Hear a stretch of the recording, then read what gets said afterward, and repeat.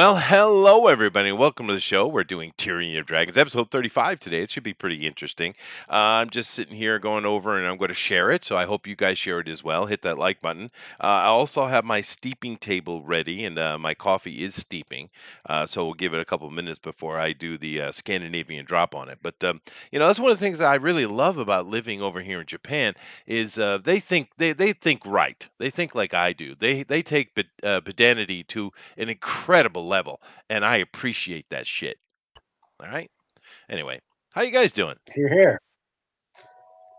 Decent. Decent. That's Definitely good. decent. That's good to hear. How you doing, Zach? Hungry. Hungry. Eating. Ooh, what are you eating, dude? Broccoli. Ooh, that's exciting. Why? Just straight broccoli? Yeah, straight broccoli, like the big stock. Just right into it. I see. And what's your purpose for that? I have a potassium deficit. Uh-huh. And an iron deficit. Uh-huh. So I have to eat things like this, or else I die. I see. I would have went with Brussels sprouts, but that's good. That's you. I hate Brussels sprouts with a passion. I can't eat the smell. Yeah. I love Brussels sprouts. It's my favorite vegetable. I'd rather suck on my wife's toes than eat Brussels sprouts. Well, we don't want to hear about what happens in the bedroom. I know. I've never sucked on my wife's toes. People take that as privilege. Yeah. Speaking of... Not a foot guy. Well, not a foot guy. Well, thank you very much, Zach, for bringing that up, because I actually saw something very strange the other day. It took me a minute. I know I joke about these things a lot, and half the time I use it as humor, even though it's not a joke. They were there was I think it was Jeremy over the quartering maybe, or something like that, and they were talking about the new Resident Evil game has this big giant lady. She's like 9-10 foot tall, and people were talking about her stepping on them, and I was like, huh? And then this other dude who takes like fantasy ideas and tries to apply science to it, he did a whole thing about what kind of pressure she could put down, yada yada yada. And it took me a while to understand that people were looking at that sexually. Oh yeah, that's yeah. I don't get that. Explain that to me, GOP. I don't quite... I thought you were talking about Brussels sprouts. I transitioned. I'm glad to hear your operation went well. Yeah, thank you. But pretty radical. I don't quite get it. It's just one of those weird things that, like, maybe it's a dominance thing. I don't know. I don't know. But it's very Booster to answer your questions. That is a booster question. You're right, Zach. That's definitely a question. It really is. But why isn't he here? Well, because that would be a disturbance. I know. The Flash, what was it? On the Justice League Unlimited, the Flash really liked Giganna. He had a thing for her. Yeah, no, but we don't I know. don't mind that, but it's the stepping on thing I thought was bizarre.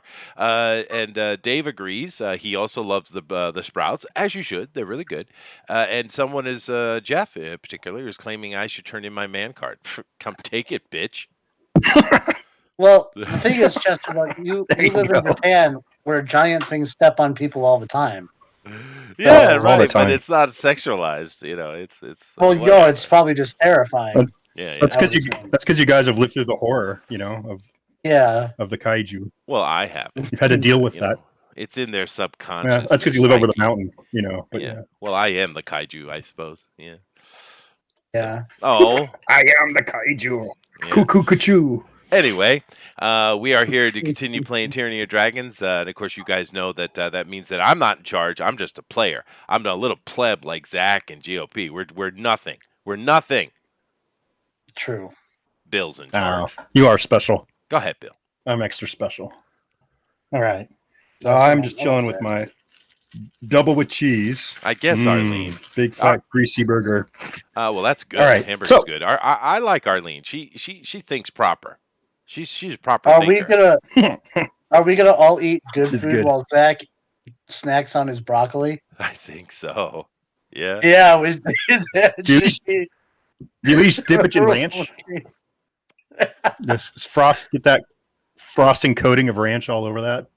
Yeah, Zach. Or do you let just us know. straight raw? No, just straight No. raw. Because you still get all the nutrients. Yeah. I have Yeah. some Russian chocolate cookies next to me, straight from Russia, Oh. actually.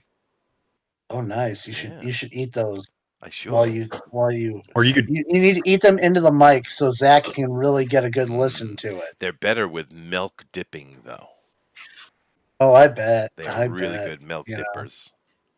Yeah. Anyway, Speaking of milk dipping, let's get into this show. Yeah. All right. Hey, no Hey. dipping. Here we I are. don't know what that has to do with Tyranny of Dragons, episode 35. So, our cast of characters this evening is Nicodemus Shadow Dusk. Ooh. That's the name to say when you're drunk because it slurs. Nicodemus Shadow Dusk. He's a Brahmi sorcerer, played by Chester. Must be the third. Then we have the mighty Leroy Jenkins. Woot. He's a half-elf paladin, played by Zachary D. Bradley. And then we have our wizard. Hey. Is that Gallagher's half brother from his second mother? I'm pretty sure it is. It looks like the one Mario brother that nobody wanted to talk about. Right. Squeegee. Yeah. Oh man. Yeah, Squeegee. Squeegee. He's our high elf wizard. Played that by picture. GOP. Yeah, that's a good one. And Don't tell he's me got how my hairline. Yeah, he's got a glow in his eye too. Look at that. his magic. That's the magic in his eyes. Yeah. He's just casting a spell on you right now as you watch. There's memes. And then we have who's absent this evening is Dracul, our drow assassin, by one Doom Rabbit. He's still I don't know. He just said, I gotta get up early, man, and that's cool, I get it. Yeah, no, Life it's really happens. late for him, Down. dude. Yeah. It is. He plays till like 4 a.m, so I'm thankful he shows up and plays because that's really late for him. So in the meantime, I'll just drop some artwork here and Sweet. let's see. There's a classic, the red box. The basic D&D came out like in '83. This is the one that I think everyone who was back in the '80s knows. This art. Oh yeah. By Larry Elmore.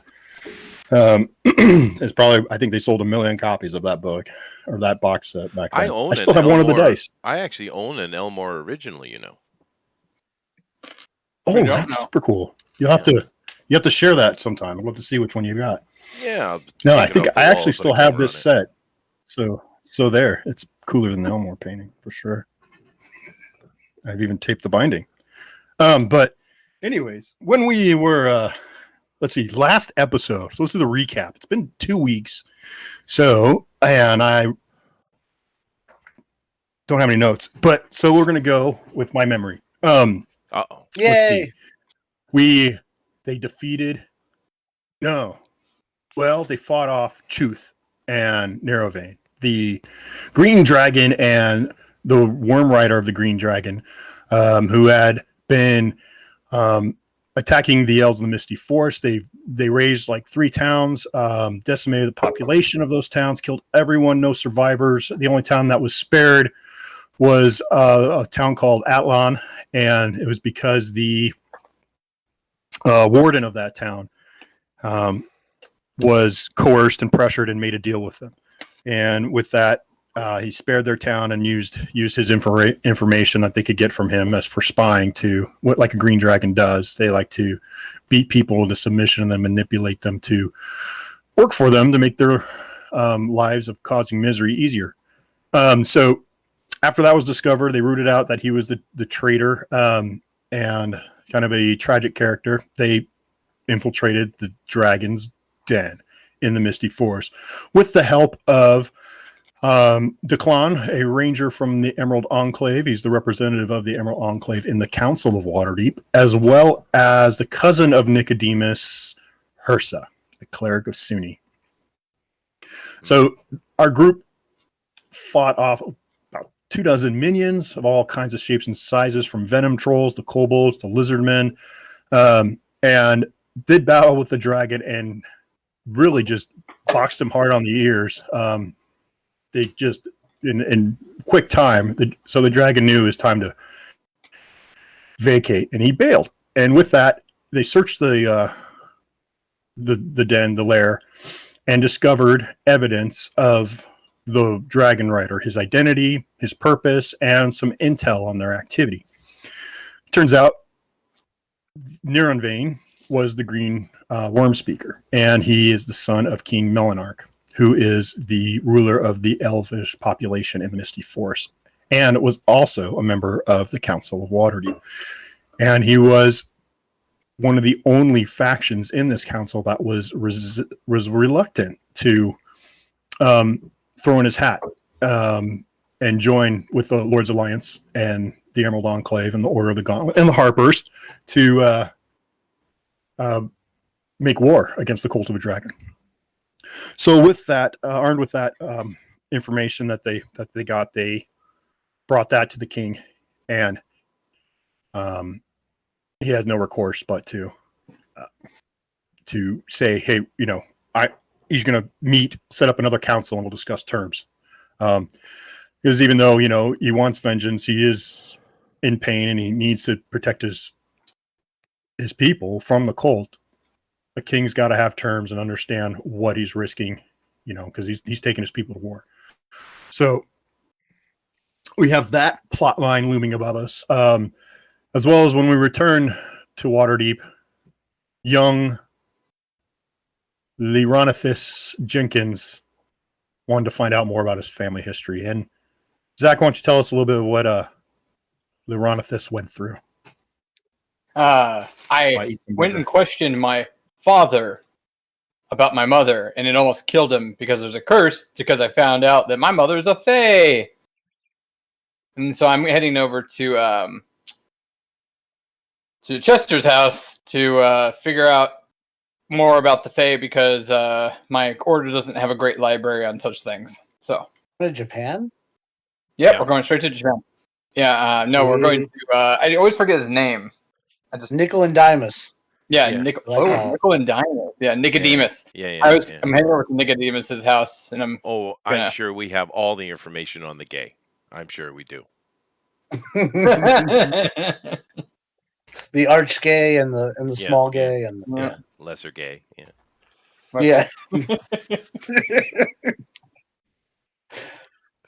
Okay. Well, let's pick up there. Okay. And you forgot about the part where It's I got a unicorn? You what? Unicorn? Yes, I'm pretty sure I remember the last game session. I got a unicorn and a staff of the Archmagi. Oh, yeah. I'm pretty sure, that's those what things, happened. Those things happen. Yeah, No. that totally happened. How do you not remember those, Bill? I know, Bill. Yeah, I do remember, but you're forgetting the rest of it. Oh, okay. All right. The unicorn betrayed you, stabbed you with its horn through your spine. You're now a paraplegic, and it's still the Archmagi. Oh, man. That sucks. Those damn unicorns. I forgot about that part, too. We've got two plot lines we need to wrap up today. Is one, what is our wizard going to do about his hairline and his broken back? And then the next thing is, what is Leroy going to do? Well, so Leroy, I'm in a situation. Hold on, real quick, because I've been using the D&D Beyond for my character sheet, and it's down right now. Oh no! So I can't get my character sheet. Ah, yeah. Yep, and you young people laugh at us, people who still have these physical things called books and paper. I know. Yep. What is the sorcery that you speak? I know, but that's all right. You don't need the character sheet to do these things. Yeah, no, I'm just I can't. I don't remember exactly what my stats were if I needed to do rolls right now. Well, I mean, I think we have a general idea, though. We have of what you should have. But anyway, so you go over to see Nicodemus. I do remember we left off where you were speaking to Nicodemus, because Hersa had gone off to deal with the business, and we rolled and dealt with that, so that's done. So you were actually at Shadow Dust Manor when we left off, I do believe. I was heading either. Yeah. So I meet you and I say, young Jenkins, how can I be of assistance? I go and explain the situation of what just happened to my father, how my mother's a fae, and I need more information on the fae because I need to find my mom. So I explain all that to you, and I ask you if you have any literature or anything that would help me with this new knowledge and whatnot. Well, I don't have anything here particularly on hand. I mean, one of my family members might know, but I know exactly where we can get it. Oh, Yeah. Bill. Of course, going to the host Yes. tower we would be able to find information, but there's a more direct connection I think that would give us information.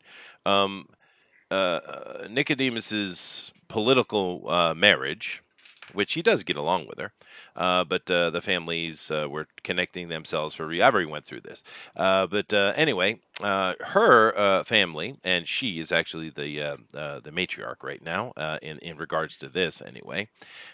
They actually have a small wizardly academy over in Seaport area. And the academy is very specific because it caters mainly to elves. They have a long tradition with elves, and the family name is Eltorchul, if you're interested. They're actually part of the Waterdeep lore. And it's a small magical academy, but it's specifically for elves and half elves. Therefore, if there's any place here that would have information, a great amount of information about the Fae, I'm sure it would be in their library. So maybe that would be a better connection than just jumping over the host tower. okay, cool. You know what I mean? Yeah. You lead the way, man. Okay, cool. I'll just narrate.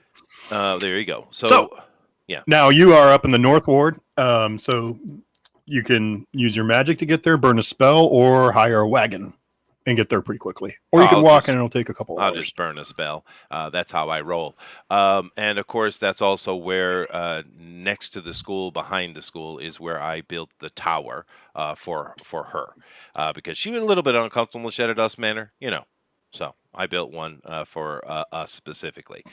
So that's kind of where my home is and where her school is. So her name is Lady Jindi Elterchul.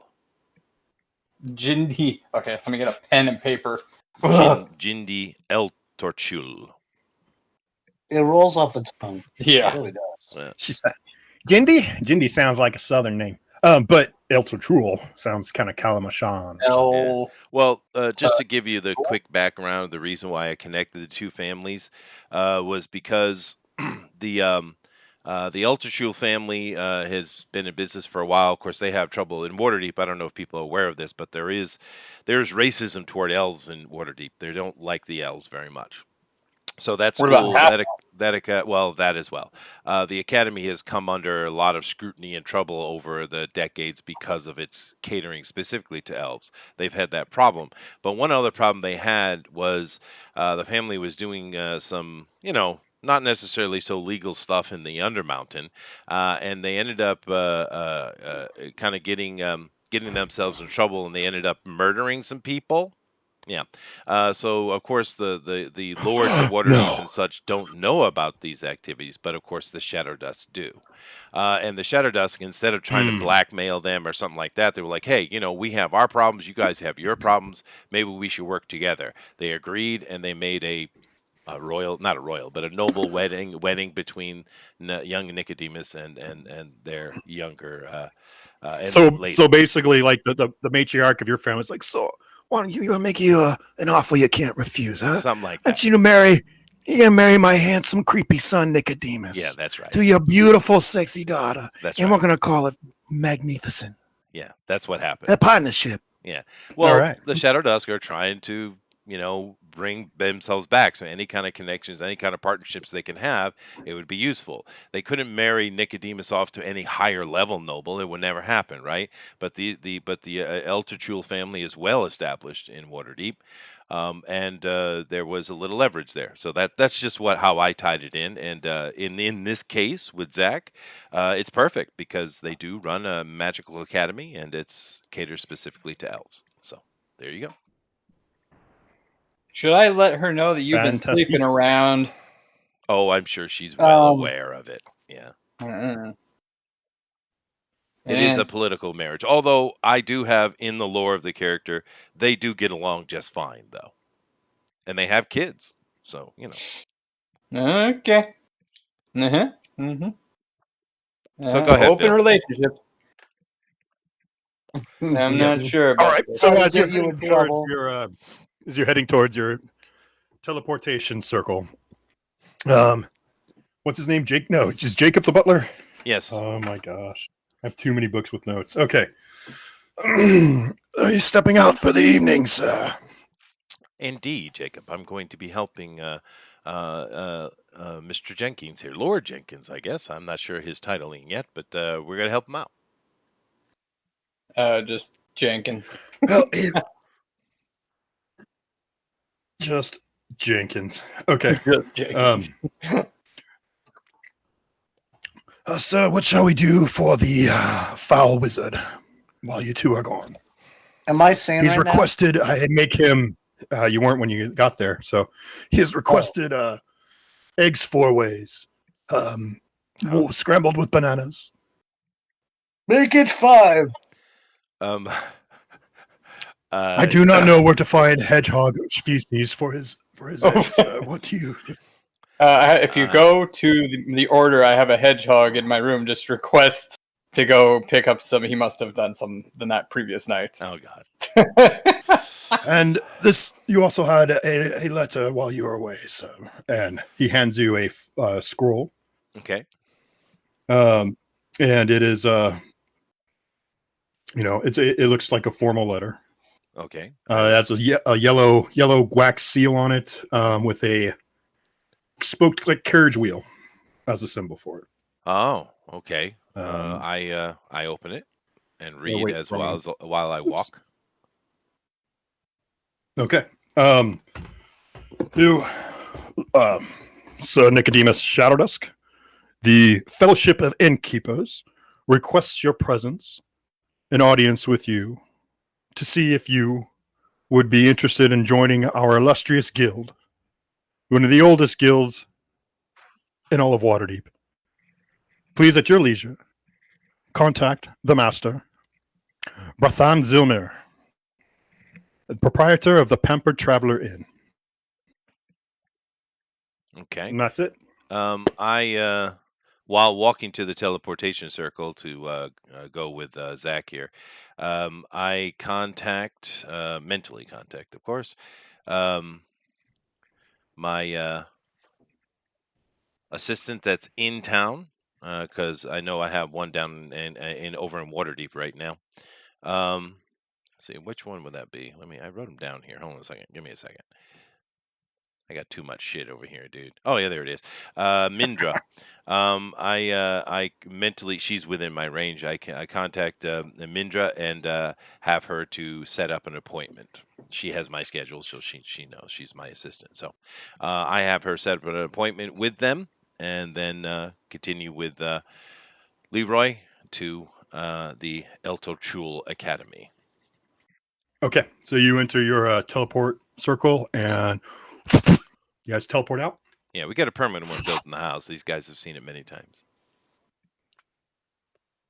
Yeah, and you arrive at the domicile of your wife. Right. Or no, the academy. You go into her house, or do you just go straight to the academy? Well, it's daytime. Or they're both on the same property, right? So, okay. Yeah, they are. But it's daytime, so she would be, she actually does run the academy. So the teleportation circle, if they have one, that's where you're going to. If there's one in the academy, then I assume that you go there. You go to the academy, and it is a very, seems nonchalant on the outside. It has, it is a 3-level tower, which is, is a pretty penny for you to build. It sets you back a few thousand gold. As you get into the academy itself, there is already the elements that would be expected. Drift globes lighting the area. There are banners that festoon the walls that depict the colors of the school. There are very few students. It's it's a very I wouldn't say elite, but it's very eclectic. There's only so many students studying at a time. You know that there's probably somewhere between 8 and 12 students. Yeah, it is a lesser school. It's not a gigantic academy. Yeah.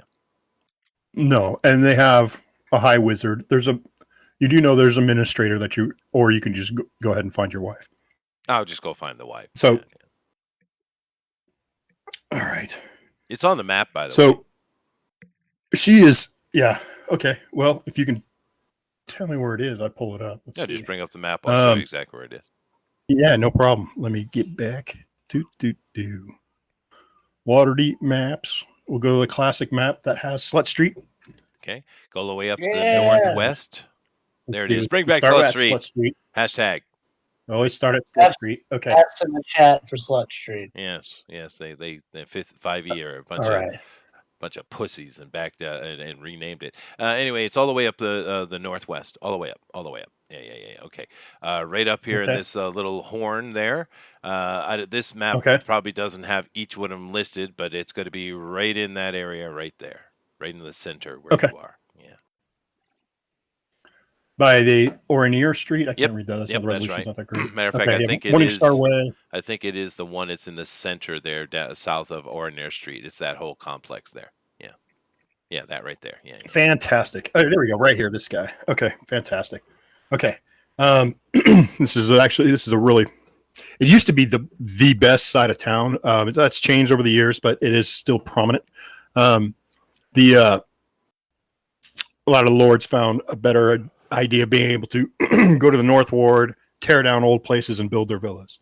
So here, though, we have back to the school anyways. So Jindy has 2 students next to her. She is sitting a Kembe style Indian, sitting cross-legged, floating in the air. Yeah. There you go. With a crystal ball, and she is currently teaching 2 of her students. There's a male and a female high elves, and give me an Arcana roll. Okay. Let's see. Where's my character sheet? Pretty sure it's like a 16 or something like that. 16. Yeah. 16. Sorry, I was laughing at Potts. He's like, I'll laugh if he has to schedule an appointment to see his wife. and then he's like, none of this is conducive for launching a fireball. No, you're absolutely right. Mm-hmm. That's so true. Yeah, I agree. Well, we'll see. Let's see what happens when Jindy takes a look at that tall drink of water known as Leroy Jenkins. Oh, but maybe there'll be some fireballs in. No, but either way, with your Arcana roll, you can see that she is in the middle of a divination class, and she is currently in a trance, scrying. And what she is looking at is appearing in the crystal ball, and she is spying on Skullport, the rogue city underneath Undermountain. And she's teaching these elves how to surreptitiously, can't speak, nonchalant way to spy on those who have defenses. So, what do you do? Oh, well, I take a seat at the back of the room and wait for her to finish her class. Good man. So she's done. She dusts off her gown as she starts to float down and land on her feet. And she sees you sitting down and she says, husband. Wife. It's been a while. A little bit. So you decide to take a break from saving the world to come see me. Indeed. I walk up, kiss her hand, then kiss her proper. There you go. Which part of her is her proper? The lips. GOP, the lips. Okay. And like I said, these two get along well. They do have kids. There's no animosity between them. It's obviously political setup between the two of them, but there's no harshness between the two. but he never brings Hersa anywhere near here, because the initial intention of the family was to marry Nicodemus to Hersa, but the political opportunity overweighed that. So Hersa doesn't come anywhere near this place because they don't get along. Women. Backstory, Well, women, right? Your kisses reciprocated as her bare foot caresses your knee, and then she Oh, looks over your shoulder when you're done. She's like, "So who is this well, strong young man that you've brought to visit?" This is a knight of the order that has been helping me in my, as you say, saving the world. But he has some problems that are elf related, and seeing as that is your specialty, I thought you might be able to help him. It's quite a tragic situation, actually. And I kind of motioned for Leroy to come and join us in a conversation. Trottle, trottle, trottle, trottle. There you go. I don't know how to say her last name. Lady El Torchul. El Torchul. El Torchul. Okay, hold on, I wrote it wrong. El Torchul. Okay. I say, greetings, Lady El Torchul, and I do like a little head bow. Nicodemus has informed me that you may know something of the Fae. Oh, yes, young paladin, that I do. And Well, tell me, this is the Leroy Jenkins that we've heard so much about in Waterdeep. Indeed. You are becoming quite the legend as such a young man. Well, I do what I can for who I can. That's true. You tempt death, you know. Yes, but the sake of saving lives. He is a pretty boring one, is he not? No, but no, come on. I'm just joking with you. Let's go to our library. She feels like I'm in Doctor Who all of a sudden. Why? So she takes you to the top floor of where their library is, and she says, "Now I have to return to my duties. Feel free, help yourself to all the material that is within. And if you're required to take anything with you, please let me know." Thank you so much. With that, you're welcome. She leaves. Yeah. Well, there you go. So we just start digging through the library. Yeah. She's a 7th level wizard. Okay, cool. I'll note that. So give me an investigation roll there, character sheet. Yeah, about that. Okay, I'll roll. I know. Well, you know what? I do have I've got in my bag of tricks here. I think I have your character sheet. The first one you sent me. Oh, then that probably won't be. I actually don't know. Let's see. I wonder if it's any good. Do you remember what your intelligence modifier was? No, my intelligence modifier now isn't that good, so. Get it? All right. Yeah, no, I get it. The real Leroy. Uh-huh. So it's really method acting. Pretty sure I had it. No, I can't find it. That's just the way it is. No, I bet it's in Discord. I think it was like a 10 or a 12, to be honest with you. Well, I know that my... Yeah. Yeah, that sounds about right. It was not... I don't think it was negatively impacting him, but it wasn't very positive. No. Yeah. Here we go. It is open. Drum roll, please. Okay, I've got this one. Now we're looking up all your private stuff. It's public. Everyone can look at it. You had a 15. This is a completely... You had a 15 intelligence? No, this is a completely different character. This is a different character. That's what I sent you, and then off he went with his scream. And then you were like, nope, and then I became Leroy. Okay. I'm a boomer. You just disappeared, and now you're back. Magic. Wow. Right. Yeah, I clicked the wrong tab. Okay, so. We'll just say it's, what is it, if it's 0, 10? 0 just means don't add. Like it doesn't negative or it's not negative or positive, it's just there. Just straight roll. Okay.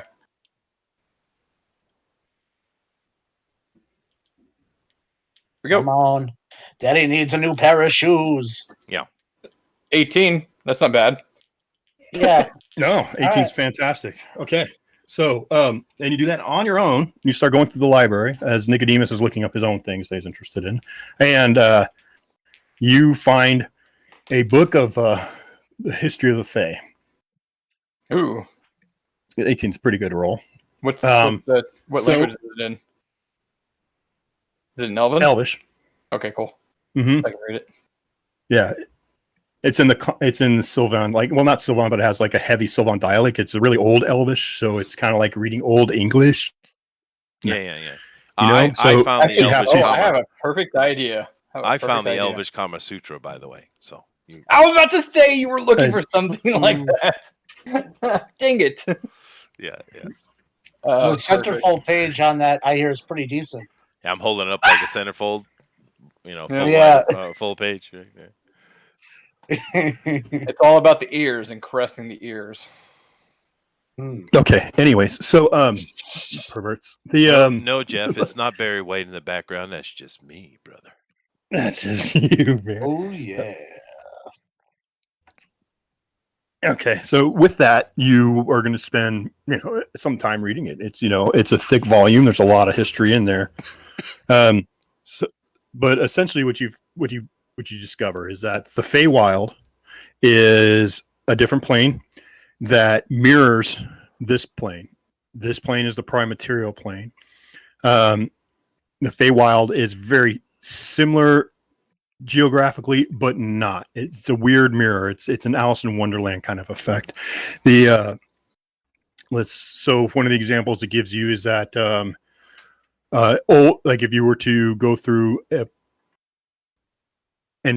plane shift to the Feywild, you could be in an area on the material plane that was, let's say, deforested and a village was built. But on the Feywild, that forest still exists, and it's magic and massive and has all kinds of incredible flora and fauna that live there. But the land masses are relatively the same.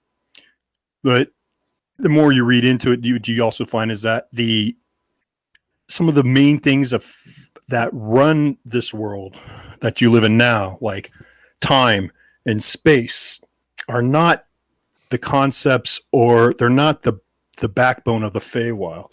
It's more magic based. As you read on, you see that in the plane, in the main material plane, it speaks of how the goddess Mystra throttles magic in order to keep the plane from exploding, or for whatever her reasons are. In the Feywild, magic's not throttled. And another key thing that you discover is that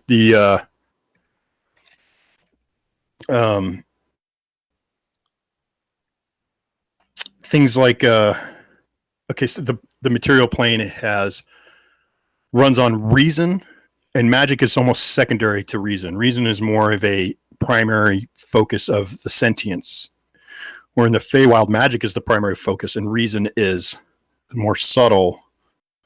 And those people who live in the Fae would be considered insane by your standards. The way they perceive and the way they talk and the way they process things. And there is that, and then you also find out that there is a hierarchy of elves. That the elves came from the Fae. There's an older beings that were the progenitors of the elves that are from the Fae. Some of them are known as Eladrin, and there are some other ones as well. And there is a strict hierarchy of rulers who rule different areas of the Fae, and they are both. You would consider them both. Some courts are evil and some are good, but to them, those concepts are a little blurred because they don't reason things that way. Oh, okay. So it's a very different realm. So specifically, yeah, like I'm half elf, but my mom's a Fae. So are elves considered Fae? Yes. Yes, they are Fae creatures. You retain some of their Fae ancestry, as that's one of the traits in the game. Okay, but they're kind of distant. They're down the family tree, so their bloodline is a little different. You should put the Fey Touch template on them, dude. That'd be funny. Right? But so there is that? Fey. But what you'll say is that there are. What else are you kind of looking forward to? I mean, because you found a pretty good tome.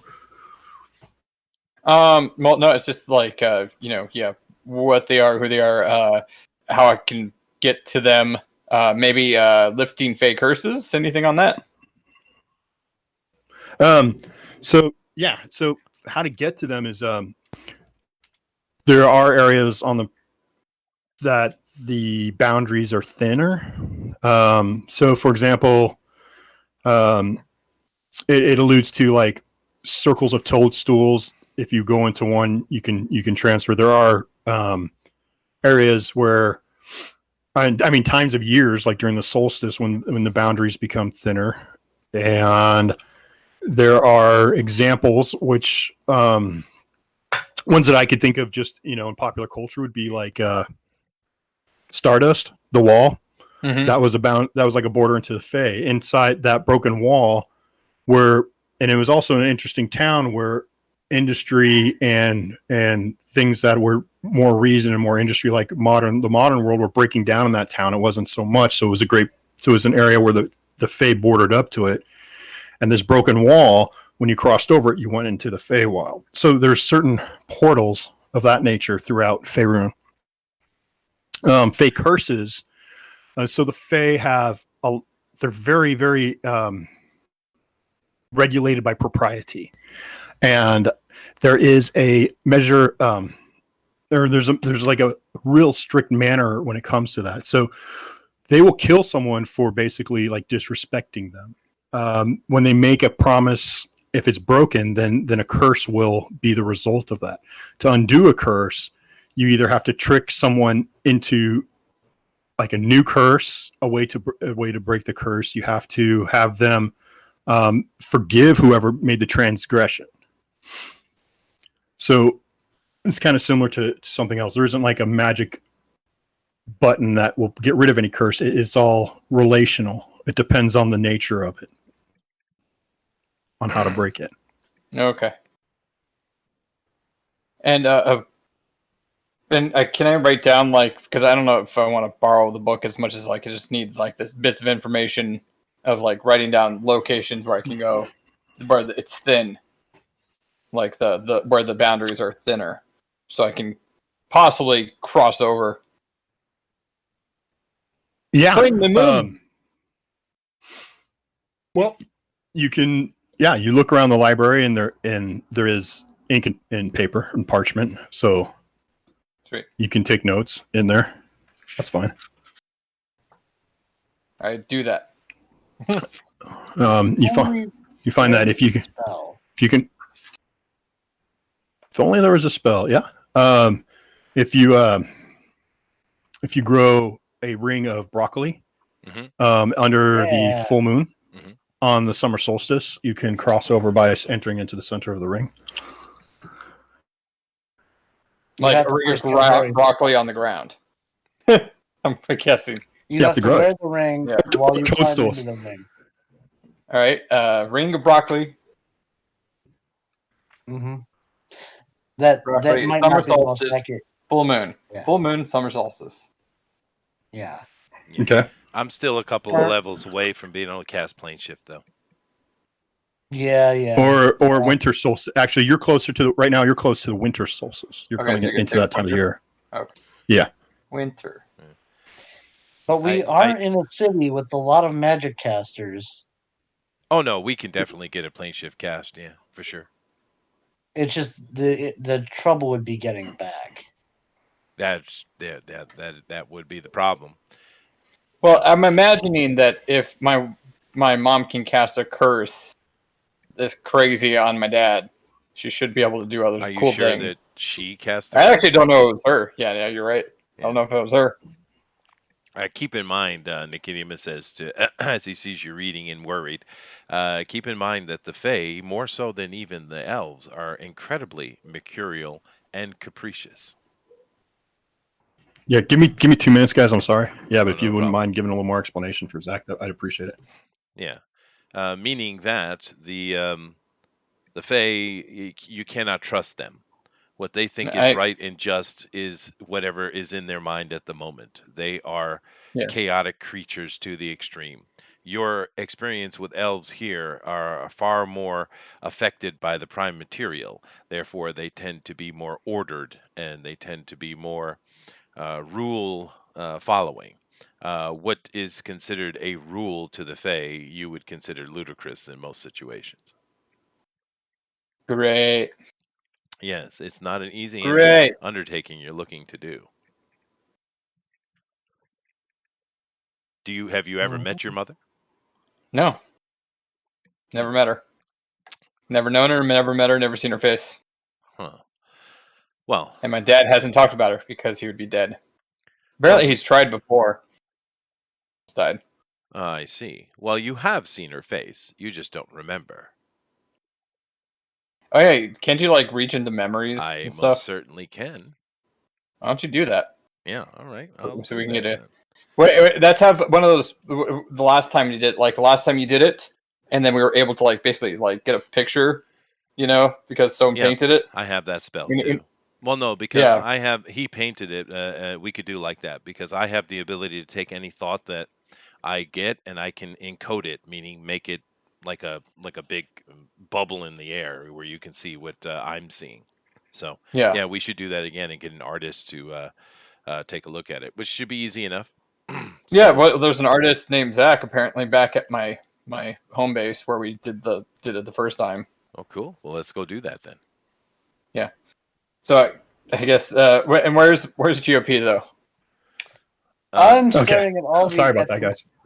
He's my eating room, banana and omelets. Don't you worry about it. I am. That's right. Yes. That's right. He's at your manor. Yeah. All right. So Bill, we're going back to my guild, my order, because we need the Zach dude to do another painting. Oh, okay. Okay, So cool. that's where we're going. Yeah. Excellent.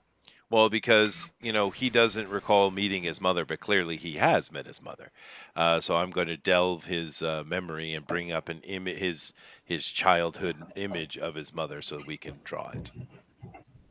And if she's Faye, then she looks exactly the same today. This whole game is just an Okay. elaborate version of like a fantasy How I Met Your Mother. It is. It is. I need to know. And then we find a bunch of random people who aren't actually associated with anything to do with his mother, but we lead people on to think it is, because that's how that show worked. Exactly. Yeah. So I use my detect thoughts. I plumb his mind for image of his mom, and I'm using encode thoughts as well.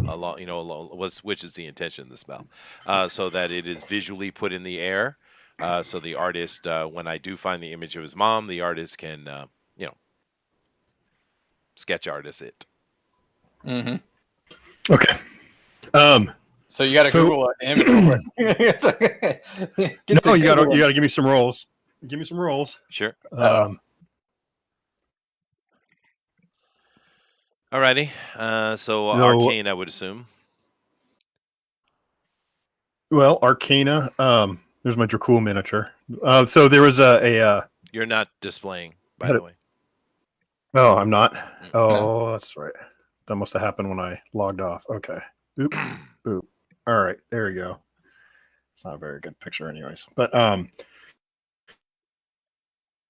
trying to remember last time we had you. There's a cantrip. Was the decode, right? Encode thoughts was a cantrip. Yeah, but it's so what are the other designed elements? to go with the. It's going to be a skill. Well, it's going to be a. We'll have to do since these are really kind of like a non-roll sort of spell slots. It's going to be a skill challenge. Sure. And so you go to the order. It's getting late. and Brother Zachariah is sleeping. So, Leroy, you have to make a decision. You're going to do this now? You're going to wake him up? Or you're going to wait till tomorrow? How urgent does this feel to you? I think I'd want to wait because sleeping artists suck at drawing. Yeah, just bring him over to the manor in the morning. Yeah, well, I let you know that I'll bring him tomorrow at the crack of dawn. I don't know. No, like mid-afternoon, because I actually need to go visit my boss, too. So, Okay. yeah. Okay. So we'll just say it's a new dawn. Okay, before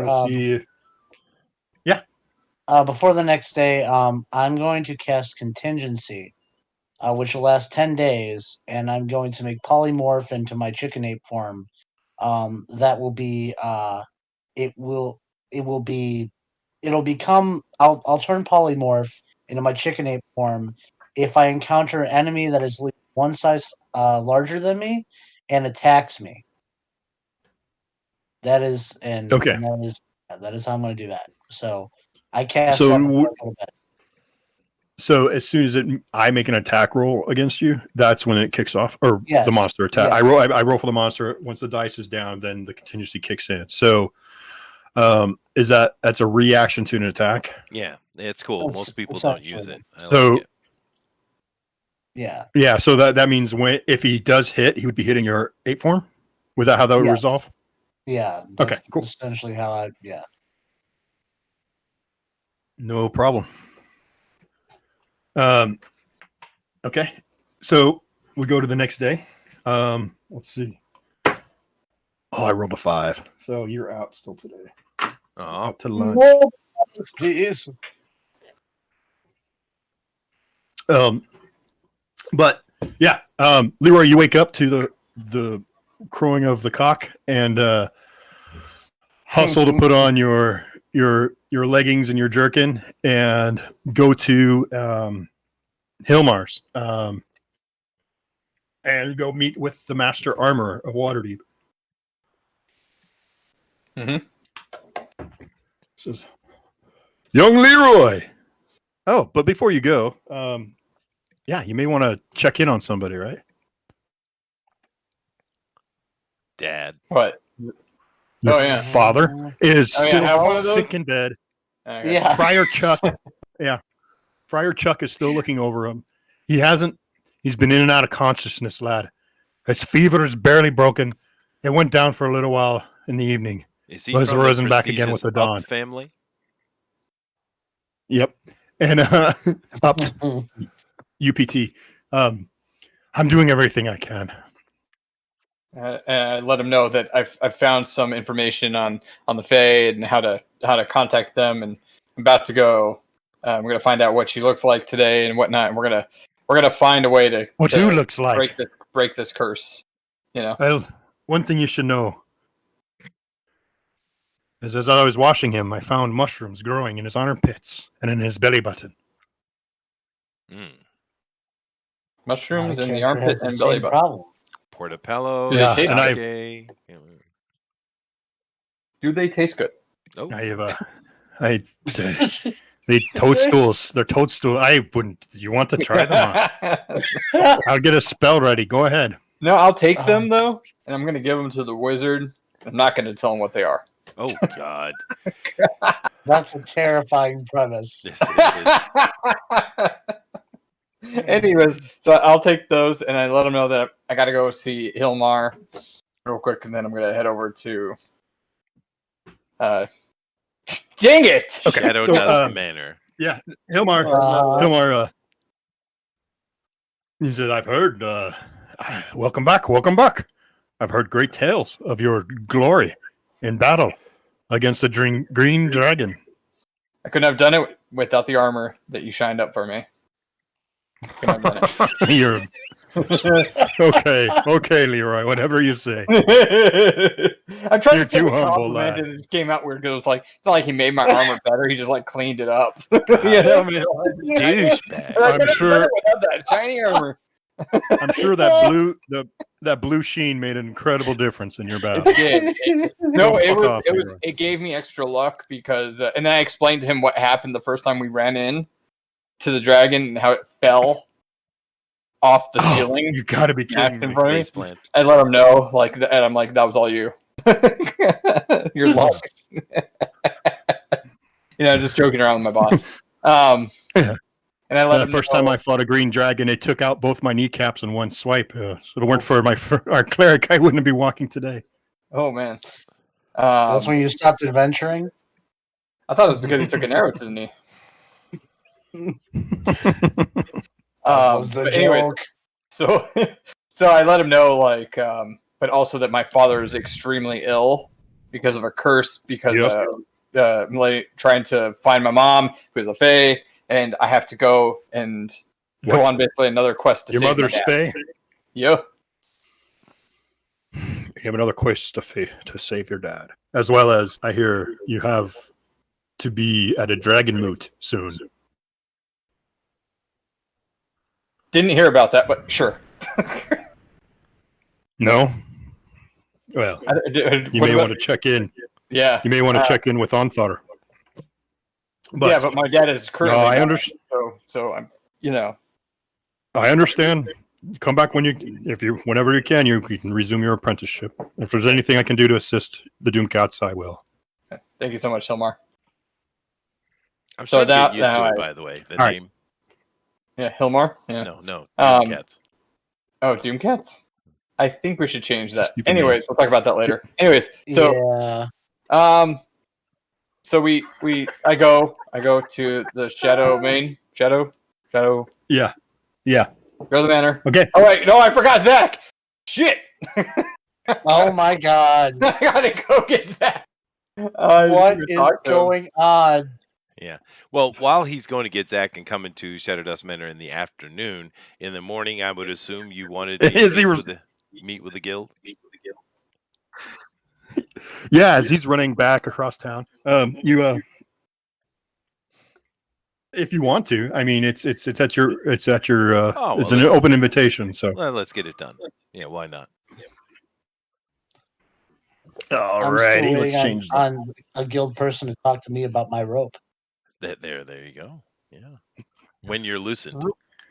Yeah. No. It Well- could be very well when I'm not. That's They don't know. So Well, Jacob is looking after you. He probably hates True. you, but he is looking Well, after and you. Jacob is at your door, and he says, "Master GOP." Oh, I'm sorry. Master Aristides. who's that? Who is that? A letter came for you today. Ooh. What does it taste like? I shall.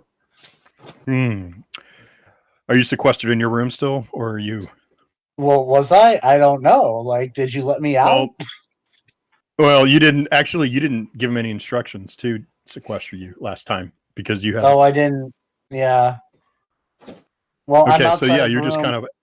licking the envelope. I'm looking at it now. Well, Although he hands you. I did tell Jacob hands to you look after him. Mm-hmm. Yeah. Okay. He hands you a scroll, and it has a seal, and it is a red seal, and it has a. No, it's nondescript. Okay. I open it up and I hold it upside down and attempt to read it. Okay. Give me a intelligence check. All right. Let's roll for that. It's a 13 plus. Oh, it's a plus 6. So it's a 19. Okay. And it says, "Do you like letters? If you do, follow the clue."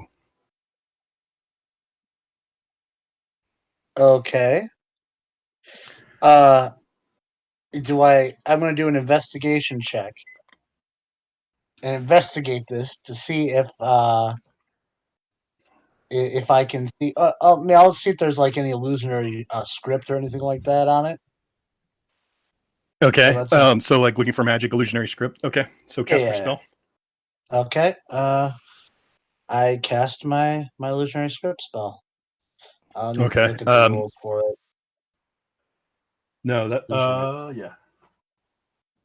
I just want to make sure I'm doing this right.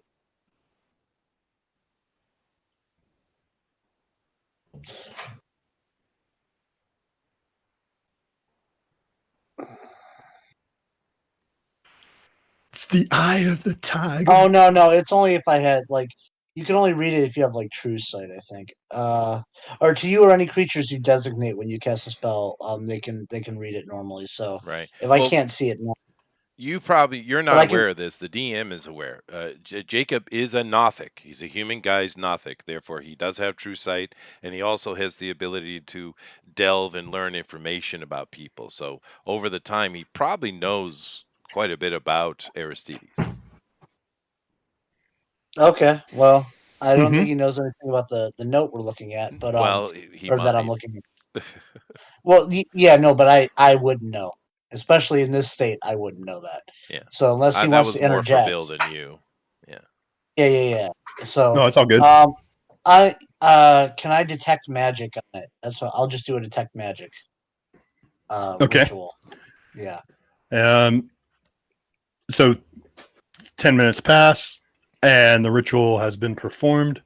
You close your spell book and wait for a reaction on the scroll, and there is none. All right. And then I guess I'll do investigation to check and see if there's anything on the letter. Like okay. non-magic.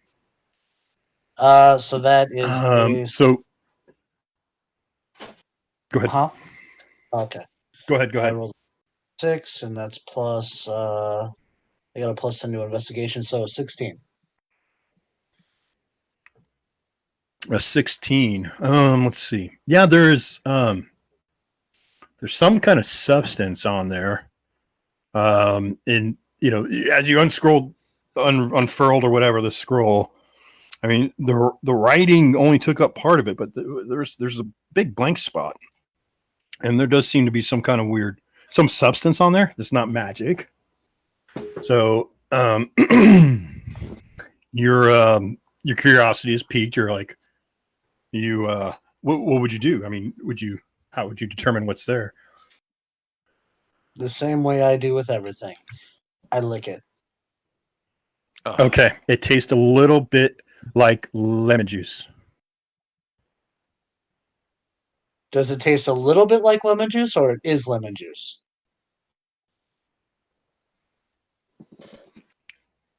Yeah, it could be lemon juice. You think it could be lemon juice? Yeah. All right. The gears in my head start turning, and I'm thinking really hard. You can see it in my face. I'm straining, and I look over at the butler and I go, I need lemonade. And I go back in my room. I'm done. Wow. Okay. So as you close the door. All right. No problem. So let's see. Where are we now? We've got Zach. What are you doing? You're grabbing your buddy. I'm going to talk to the guild. So okay. Yeah. The guild hall is, where is that? Scroll Street Trades Ward. So it's pretty far. You're thinking in your head, well, let's see. By the time he gets there and comes back, I would probably just make it to the guild hall, even after carriage and meeting this guy. You're just going to hold up for just a second, if that's all right. Okay. And try and resolve this thing with Zach. Sure. And you're outside while you're doing that, thinking it over. You go back into your quarters and to resume some studies as Leroy and Zach. This is just confusing using Zach's name, but Leroy and the artist show up, and you have your audience. So Jacob, since this is Jacob comes to your door and says, "So the paladin has returned with a young artist with canvas and paint. Ah, yes. Were you going to have a portrait done today? Well, we're going to find the face of his mother. I wish I knew my mother. And he backs away and leaves. Aw. There's so much tragedy in this game. Yeah. Okay. Well, I go over and and oh, hello, and I say hello to Zachary again, and so I say, shall we begin? Mm-hmm. All right. So have him sit down in the lounge area is comfortable enough. Sit down and I kind of hover and in the elven cross leg position, and I just start delving into his mind, looking a bit like Doctor Strange. Yeah. Okay, so we're going to do a skill challenge based on your primary spell casting ability, Okay. which is charisma. Yep. So as Nicodemus floats there, you're sitting down with him behind you. He's floating. His knees are probably at your shoulder height. He's up above. His cloak is flowing behind you. You are kneeling, kind of like as if you would be in prayer, with your, and your head down, on your hand, knees on your shoulder. And you start to feel this magic creep into your skull and start to tickle your brain and start to feel these flashes of nostalgia and pangs of nostalgia. Give me a charisma roll. Okay. 23. Okay, it starts out really well. There are these flashes of battle you have had with your companion. You start moving through those. You start to feel some of the innermost secrets of this young paladin and his desire for lust and the shame that he has also for the desire. And there is a conflict deep within on his inhibitions are hiding who he really wants to be. But his faith is also a nebulous thing. He seems to be having some serious inner conflict. And you start, give me another roll. So close to home. Stop it, Phil. Stop it. Well, as I'm passing those, I kind of mentally flick at a couple of them to loosen the locks, as it were. And give me a roll just for that then. Let's see. All right. Yeah. Oh, wasted. 29. Not 20? 20. No, 29. 29. 29. Okay. Yeah. Okay. You feel like you grease some wheels, and you're curious to see what happens. Right. When some of his inhibitions are removed. Sure, I'm all about that. Then I continue on to my actual responsibility. So, I'm sorry. You're like the evil Professor X, the Shadow King. I know, okay, so yeah. All right, let me do the real roll. Okay. 30. That's a critical success. 30. By the way. That's okay. So you start shunting past ages of his life, years of his life, not ages, I suppose. But he's pretty old. I mean, even a young, mature half elf is still in his fourth or fifth decade. So, you start going back to his childhood, and there you slow down, and there's the only parental figure in his life besides his father is a matron-like lady who you were assuming is going to be a nanny. It definitely would not fall into the description of a fey woman. Okay. She's a little more portly, the few hairs on her chin. So, give me another roll. Okay. Keep delving. That right there is a 26. These are all just killer rolls, man. I mean, well, I get plus 10 to every roll, dude. Oh, I know. We're just saying, it's like you were doing the best that you possibly can. As you dive down, even you're getting to try and get to his infancy. And there's now an image of where he is in his, toddler years. And there is an image, a form, and it is like a painting where someone is cutting in the color for where a figure would be developed upon a canvas.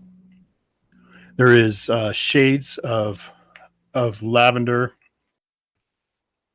and shades of orange, and you can see as this memory is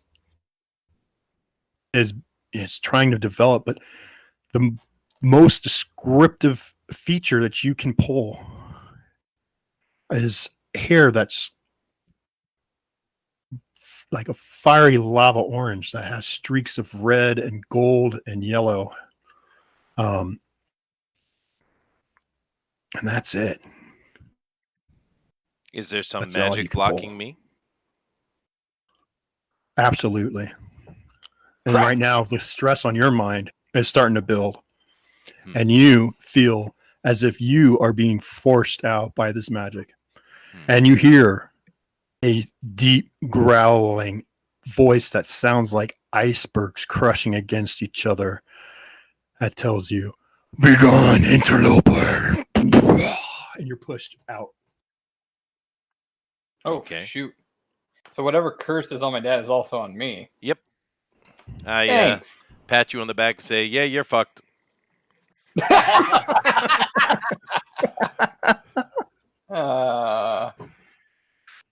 I look at Zach and I'm like, I'm sorry. Did you want to do this on your butler so you can see what his mom looked like? So you No, didn't waste no. Well, no, I time? leave up the image of the hair, so he can he can draw that. Yeah, something. So he takes what he can, and he gives you like a lithe hourglass form. He's able to discern some delicate hands, some long fingers. They're not elongated or anything, but it's just a set of hands with some dainty, long, gentle fingers, and as well as the hair. And he says, "Okay, that'll be 5 gold." No, he says, "This is the best I can do, brother." I thank him and I give him a gold piece so he can get a good carriage and stuff on his way back for the trouble. Oh, no, it's no trouble at all. I'm fine. It's no problem. I'm fine. And he leaves the canvas and gathers up his stuff. Did you just shortchange an artist? Did you? I he's part of the. Yeah, I did actually. No, he's part of the order. You're his brother. He's I know. This That was like change a brother. He's like, "Okay, fine. If you feel bad about it, but I mean, seriously, that's like I barely did anything." Put it in his mouth and slam his mouth shut and say, "Take it, damn it!" Roll for damage. Yeah, you broke his tooth. I didn't break his tooth. That would be cruel. No, but you need to roll for first aid because he's now choking. Oh my god! You're so evil. No, he's okay. He's like, yeah, but he's like, come on, a gold piece. I mean, that's really overpaying me. I can't take that. That's not honest. I mean, come on, just 2 silver is like the most I would ever charge for something like this. I just shake my head and I'm like, it's not on me. That's all I have on me. I don't have it. He's like, you know where I live. I'm not going to take a week's worth of pay for that. So, All right. Anyways. But I'm sorry I couldn't do more. So take care. Mm-hmm. Let me know if there's anything else I can do.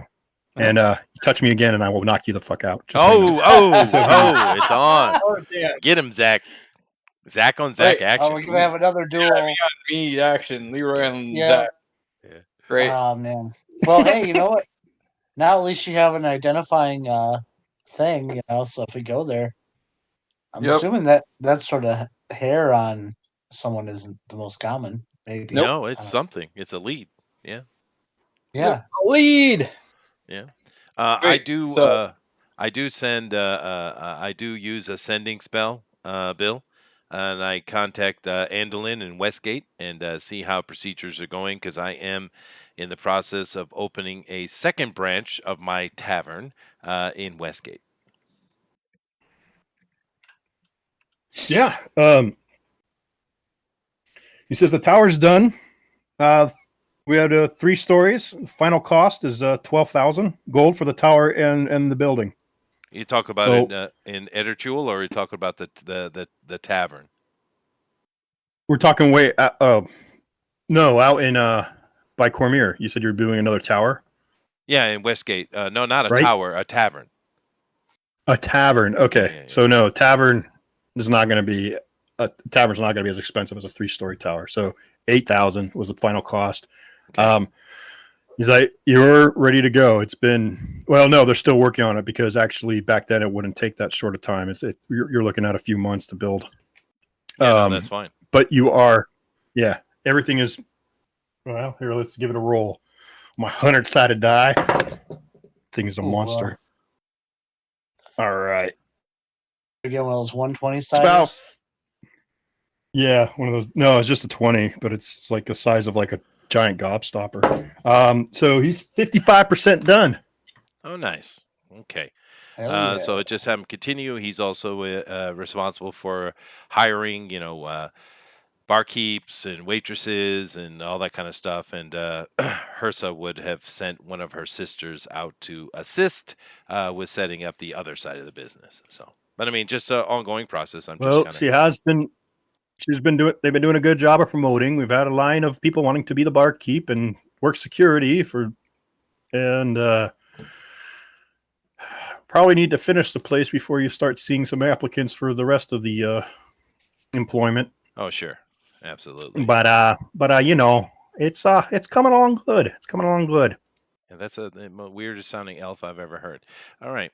Yeah. Yeah. Right. Well, I'm a part of the we're part of the wood carvers elves from Wisconsin.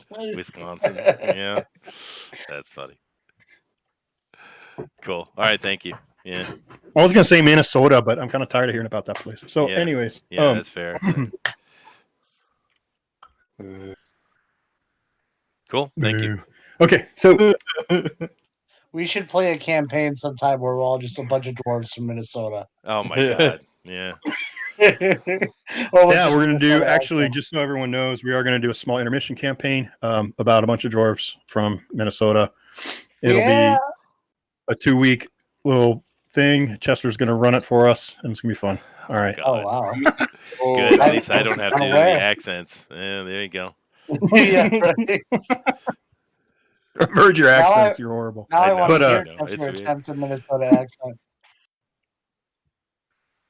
All right. Well, all right. Zach, Leroy, you're standing there holding this canvas in your hand and just staring at it intently. You don't recall this memory at all. This is just completely alien to you. It is so disturbing that this is pulled from your mind because you have no recollection whatsoever. You did hear the voice that shunted the sorcerer out of your mind. Mm-hmm. And that voice chilled you. You heard that voice before, though, and it gave you nightmares for years. You know that voice. You don't know who it belongs to. And the only person you can ask right now is Comatose in the Order of the Gauntlets Keep. Yep. Aren't I lucky? Luckiest goddamn person ever. Ever. Yep. Ever. Yep. So why don't you guys party, go get some churros. What are you going to do next? See, how far off is the winter solstice? We're looking at 3 to 4 weeks. Okay. You are, let's say that it is, the weather has turned. It is cold every morning. It's not quite to the part where you need to wear furs. It's not winter and water deep yet, but it's getting there. Okay. It's right around the corner.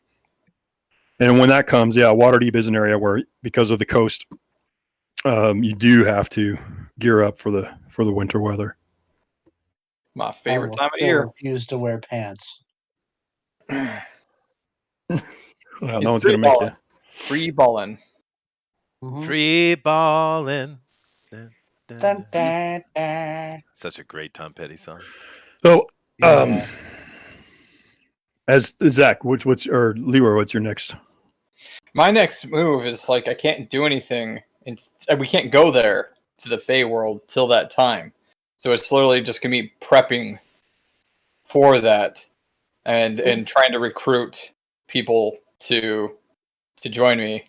I'm not gonna assume that my friends will help me if they are indeed my friends. So, well, Wow, Aristides does come in that cuts to the deep. room. Yeah. That was pretty deep. They've been helping you the whole time. I don't think they're gonna help me as Nicodemus is standing next to you trying to help you. No, Nicodemus, I've gotten past our weirdness. I think at this point, I would hope so. Mm-hmm. Yeah. I think, and then Yeah. me and the wizard get along as long as he is, not in the right Loose headspace. Yes, yes. See, they I all also- like you. They all like you. You just need to get with it, man. You're insecure, paladin. It's Yeah. sad. Yeah, But Mhm. he just that's found when out Aristides a lot does. of it's a lie. You know, I mean, I'd be insecure. Yeah, it is a little freaky. Yeah. But as that Aristides, you come into the room seeing Leroy holding a painting, and I fall Nicodemus in love is. with the painting. Oh no. I want that Okay. painting so bad. I And look he at says you, that to you. and I say, if you want to hang on to it for me, that would be great. Just don't destroy it. Yes. And I take it from him, and I go and I find a random No, spot don't leave it. in Don't one leave of it. the walls. My armpit mushrooms. Okay. I literally hand you just a bag, and I'm like, and also here's some mushrooms. That's I evil, sniff them, Mr. Paladin. That's evil. You And I- sniff them. and I. They what do smell. like Give me a nature roll or a nature roll. That's yeah. another 6, but I don't think I have all the benefits on my nature roll. So, 12. Only 12. Yeah. They just seem like mushrooms. You've never seen them before.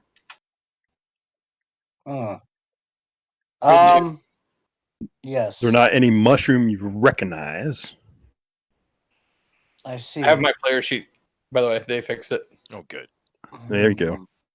Okay. I've- Well, I am going to. I forget if I'm wearing a hat or not. I should be wearing a hat, but I You don't think should. I am. Well, the bald Yeah. spot would show otherwise. You do. Sunburns a bitch. Okay, I do have a hat. Yeah. I put them in my hat, and I put the hat back on my head, and I go into my room with the painting. Okay. Oh, God. Okay. Damn. Yep. Okay. As he walks off, give me a intelligence check then, Leroy. Yay.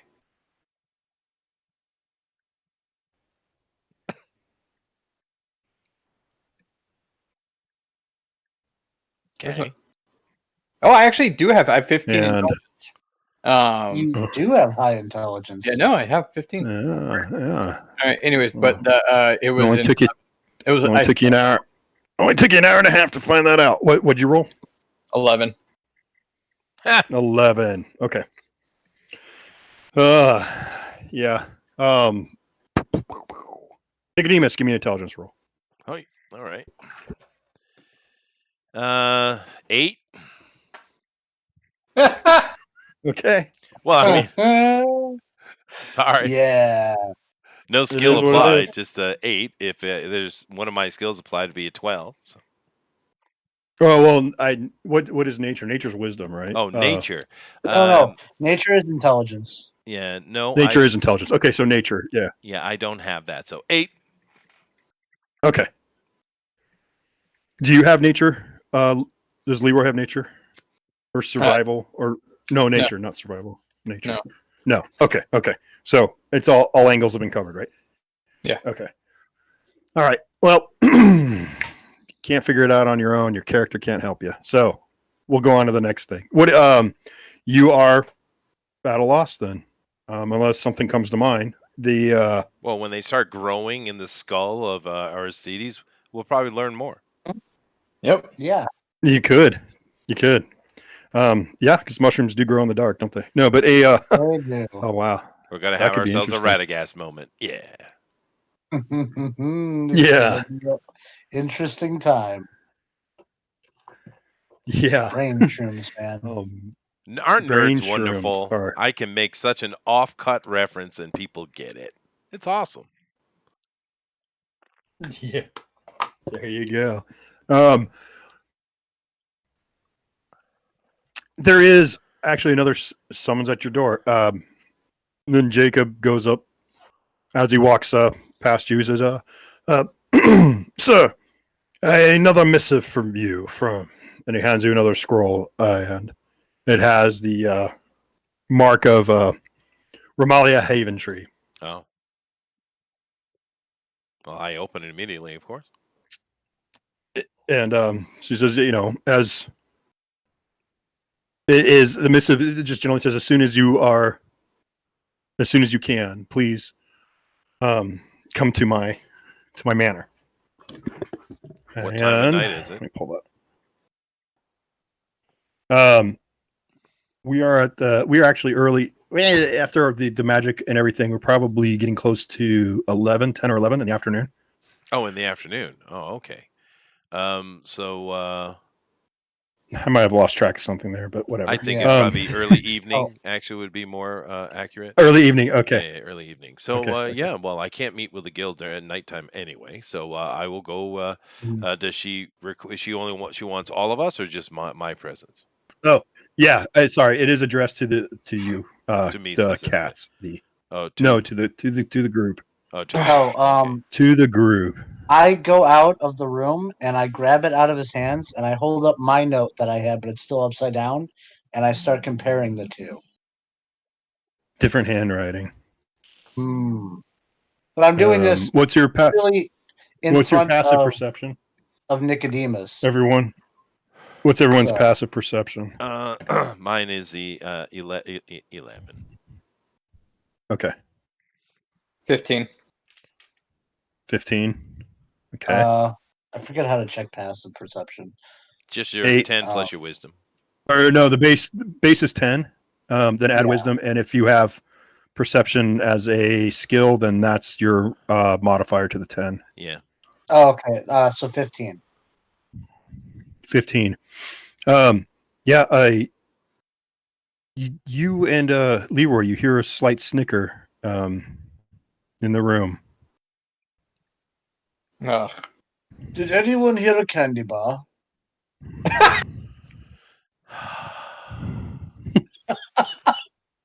I do these things just to hear Chester sigh.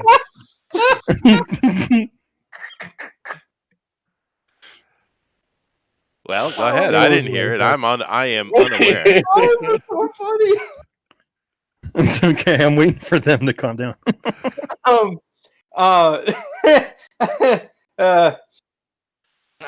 My character doesn't laugh, but great joke. Yeah.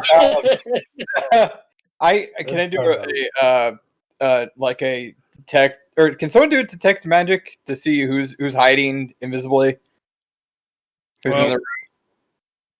It's probably the gnome lady, whatever her face was. Bill.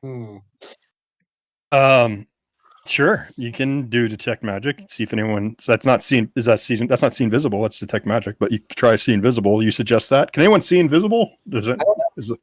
I'll look. I'll see if I have a spell. Does someone say that out loud? Zach does, or Leroy does. Oh, okay. Totally I'm like, huh? And I look over at Jacob. Jacob is like, yes, sir. Is someone present? No, just us, sir. Huh. Can I detect lie? That would be insight. Insight So check. go ahead. I don't have that either. Sweet. I rolled a natural 17. Let's see. Do I get any minuses to that? I don't. but I don't get I've anything. got Oh, it. I get +1. So I rolled an 18 to see if Jacob is lying to me, which is purely and completely possible. But you get from Jacob that he is he's not lying to you, but he is hiding something. He's the one writing the notes to the wizard, probably to get back at him. That'd be hilarious. But nobody knows that. Oh, that's great. Yeah. So I'm like, I just fine. All right. And, Anyways, okay. let's go to this guild thing.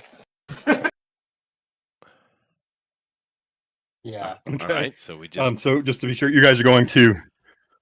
So Remy, to you guys, is really the lady of the house, Olbrinter, and her husband, her husband's Arthagast Olbrinter. okay. He is it's a merchant family. And boom. So they're going to be close to you, so it's walking distance. And as you walk through the streets, the ward you're in, are you guys getting any feedback on my sound? I'm getting wicked feedback. Very little. It's not a problem. Okay. I'll just try and work through it. It's hard to talk when you hear your voice like right after you talk, but I'll see what I can do. If I just unplug this. Okay. Better? Yeah. Yeah. Okay.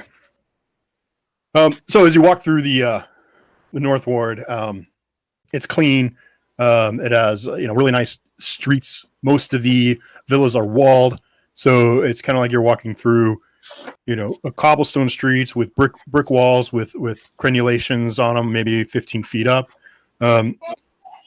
There's very, very few people out walking. It's mostly carriages, but the people you do see walking would be members of the watch, who when they see you and you all walking through, they really don't pay you much mind. They just notice that you're there and go about their business.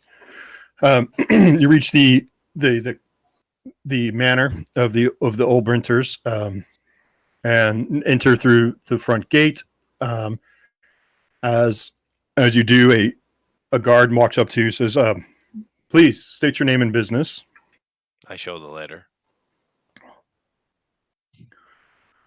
Okay. Yes. I show him my letter as well. You would be okay. This one I'm not familiar with. Here you go. Hands it back to you, and hands back the lady Olbrinter's letter back to you, and says, "Please write this way, gentlemen." Takes you inside. Announces you to the maitre d' or the butler, as it were, and he says, "Just gentlemen, please wait here in the foyer, and I shall let the lady of the house know that you are here." Within a minute or two, Romalia comes up, and I've been on this same picture for about 15 minutes. Sorry, guys. All right, so it's okay.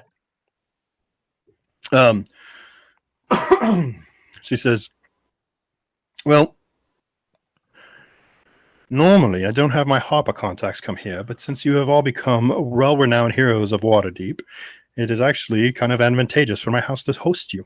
So please, come to my parlor. We have much to discuss." And All I right. go. So in there is her husband.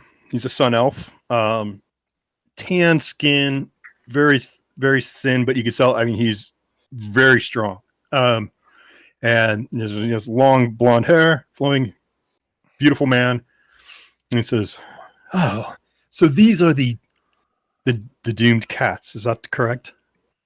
For heroes, you have such an evil portent to your name. I suggest you call yourself the heroes of Waterdeep." Does that sound marvelous, don't you think? Yes, husband, that is marvelous. Oh my gosh. We have some business to discuss. Well, I know. And I have a meeting to attend to. So, my dear, he gives her a peck on the cheek.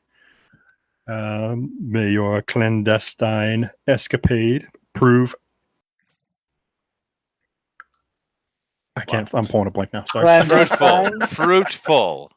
Fruitful. Thank you. And then he's like,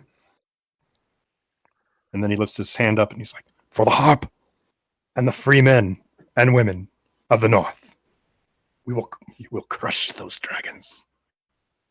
And he winks and gives you like this, does like a Fabio hair toss as he walks out. Awkward.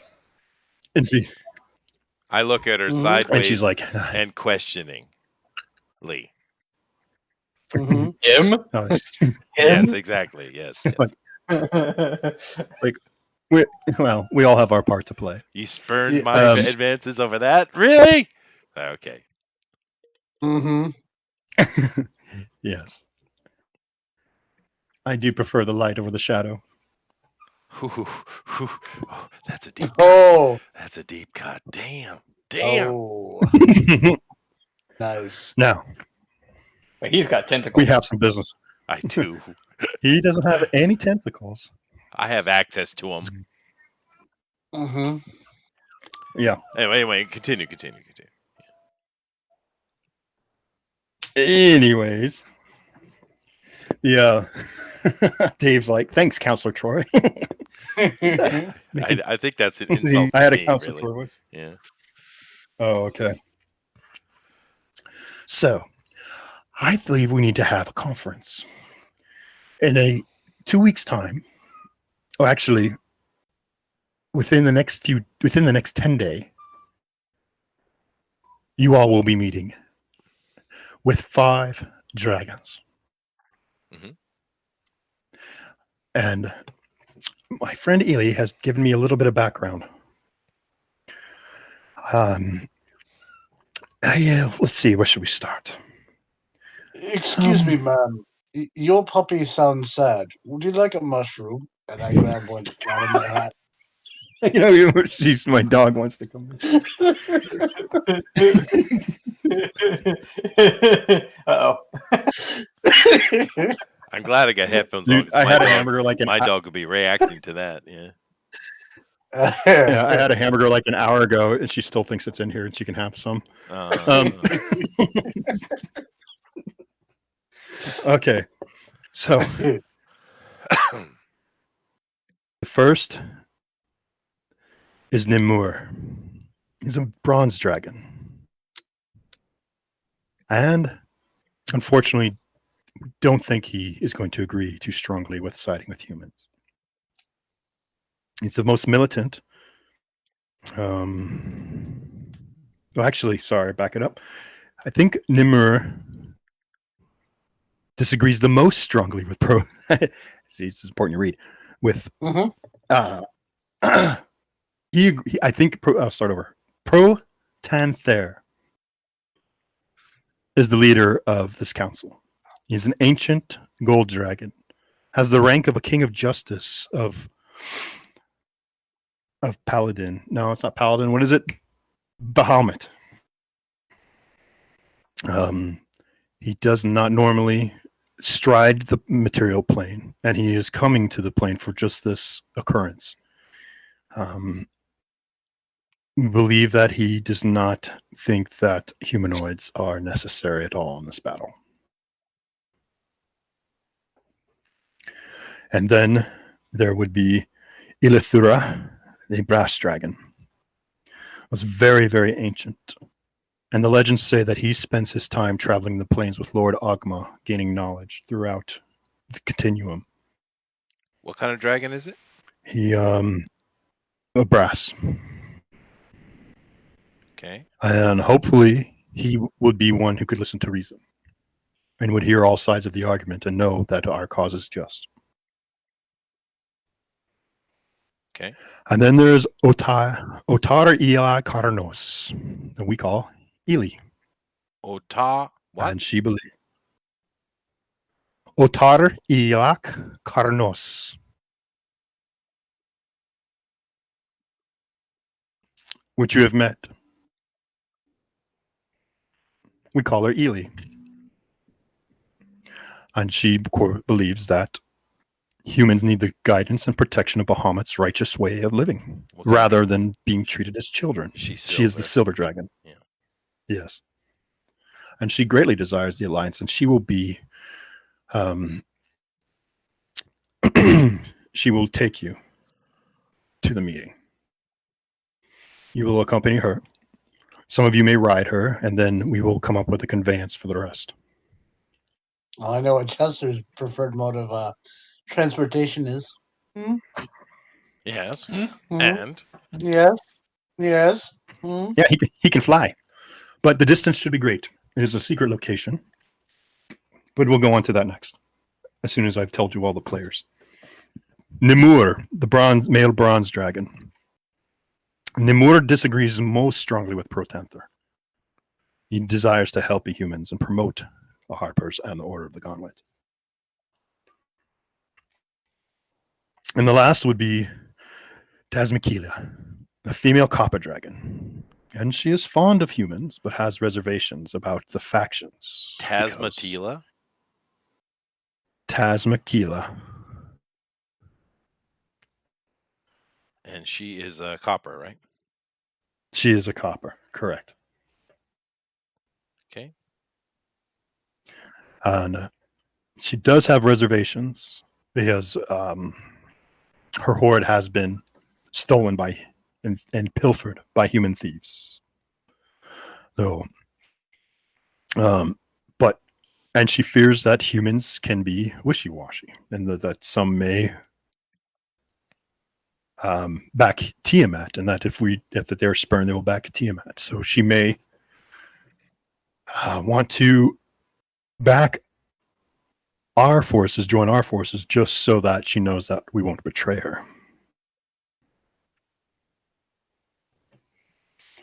Now, that is what I have about the dragons involved. There are 5, one representing each color of the metallic dragons.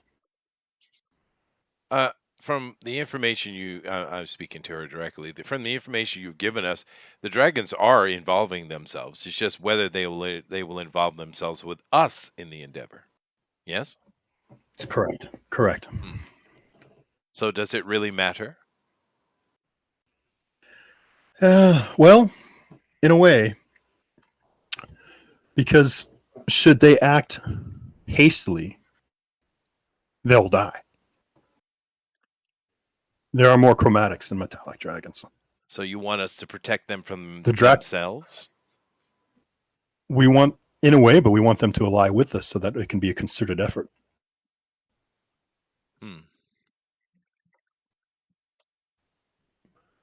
The Protanther is arrogant.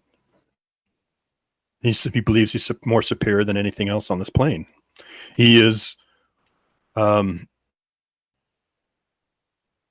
a fault. He would charge in with the host of dragons and with the other agents involved of the cult, as well as the chromatic dragons, as well as the red wizards. They would probably do great damage to our foe, but they would not survive. And that is a loss that Faerun should not have to have. Fair enough. Do we have the ability to speak to Illy before we go to this meeting? Yes. Okay. Yes. I can let her know, and she could tell me when and where. Well, I think it would be useful insight as to how I should approach the negotiation. I mean, do I use honey and sweeted words or honeyed words to speak to this Protanther to try to get his agreement in this, or should I shock his system? I don't believe force is the correct mode when dealing with these dragons. That would be my first. But I believe that being the nature that they have, that some kind of concession must be made, some kind of barter. Well, they can have Leroy. I've got rope. That they are expecting Leroy. Oh gosh. Oh. Uh-oh. No. Leroy. I was all laughing, and all of a sudden, I'm not laughing. Yeah. Right. It's all been about Um, Leroy this whole time. Yeah. The whole time. Yeah, the whole time. The chosen one. It's time for Mhm. the hero's journey. It's time for the great transformation. But it's important to know what those that are stubborn, or even those who are agreeable. There's never a dragon that won't do something with for nothing. Yes. We've Altruistic learned this. dragons are rarer. Yes, altruistic dragons are about as rare as a frog with pockets. Ooh. Don't give Aristides ideas. I'd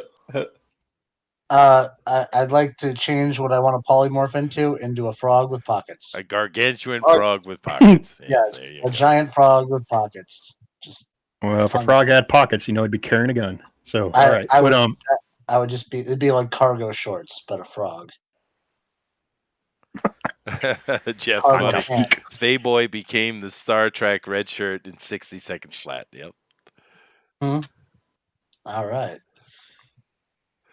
But no, Pocket I Frog. It's a spin-off. Oh well, God, yeah, yeah. that's true. Yeah. But out of character, because I can't say anything in character, because my character wouldn't be able to.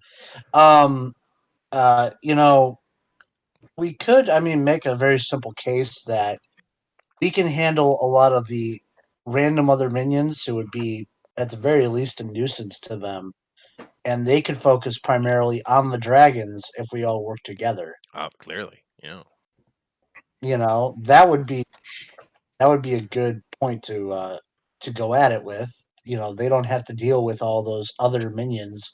The armies could, handle everything that isn't a dragon if the dragons want to deal with the dragons, and if we wanted to help the dragons out, well, then at that point we could. But essentially, you're just selling on the idea that like they can handle the dragons, but we'll just deal with all the other problems. And if we go in together, they won't have to deal with any of those other issues, just the dragons. Yeah, good point. Yeah, I'm formulating my pitch as you speak. Yeah. No, that's a good And point. Yeah. yeah, in character, I accidentally bump into something, knock it over, go, oops. Was that expensive? It was, but that's okay.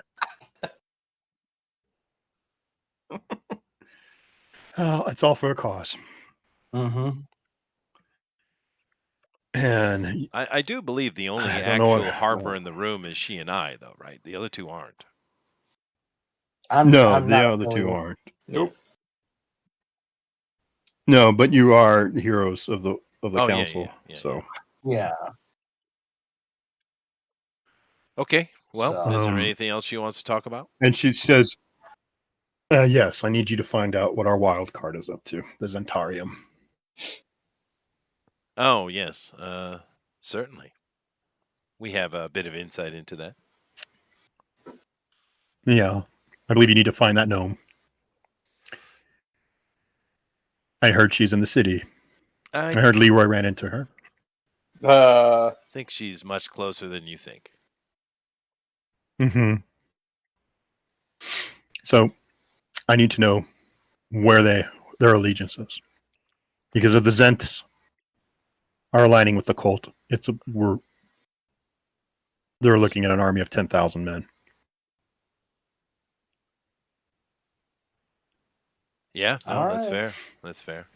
Okay, so I will get on that.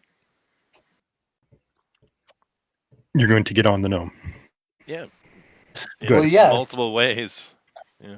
And the silver dragon lady. And I look for over. anyone else who can. I look over to her with sultry eyes and say, "Would you like to join?" In She front of says, Fabio. I'm sorry. Just like, I think I just puked in my mouth. No, that's quite all right. And I think our meeting is over. Very well. My lady, I bow my head to her as I leave. Okay. I bow my head against the wall. All right, so Zach goes back to his place to check on Daddy. I'm assuming. Aristides is walking in circles in his room, and when I find myself alone in the or as alone as you can be in this place, in the lounge, I do call out to her and ask if she'd like a drink, Jamna specifically.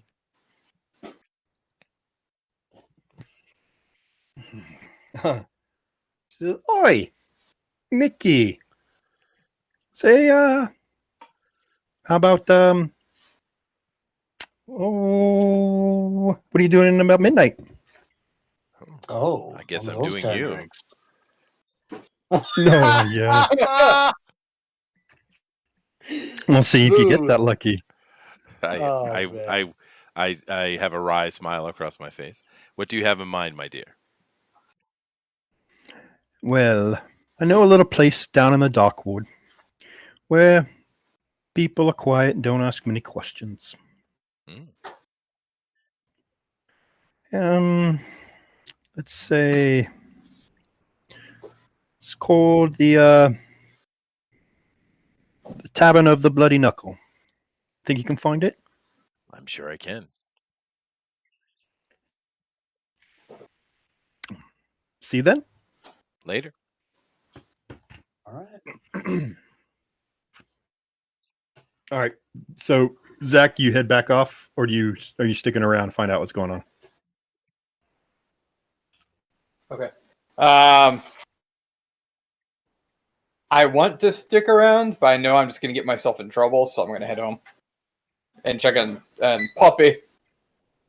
Yeah, gotta check Dad. Down, Poppy. I will Okay. act like I'm going to go home, but then I will turn into a barrel and stealthily follow Chester just in case he gets in trouble. That's what I'm going to do. Chester's like, I know you're a barrel. Yeah, but I don't care that he knows or not. As far as I'm aware, he doesn't know. That's true. Unaware. And every time, Even though we're in he looks constant back, telepathic linking, I would yes, never know. exactly. Yes. Every time he looks back at me as a barrel, I stop, and every time he looks forward, I keep moving again. Poor Jeff. Tavern Okay. of the Bloody Knuckles. Seriously? He hates all the names I come up with. I know. Call it Tavern of the Fireball. There'd be a lot of people who would like that, I'm sure. Yeah. I know. They're not my names. I'm using Ed Greenwood's names. Mm-hmm. Well, I head down. It is, yeah, the old slob or the Bloody Knuckle. Slut Street. Yeah, it's down on Slut Street. Yeah, it's where the bloody it's called the Bloody Fist, not the Bloody Knuckle. All right. But yeah, it's where Slut Street crosses Two Flask Alley. There you go. I was gonna say Whore Avenue, but yeah. And yeah, it's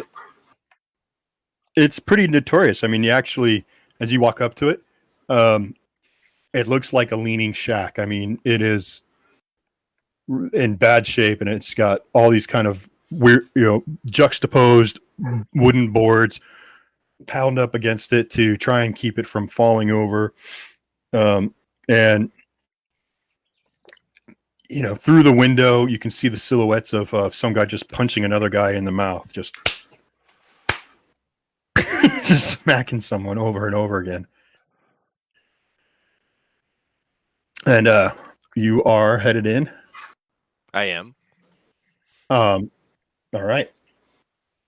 As you go in, there's one guy just getting punched. And he sits down.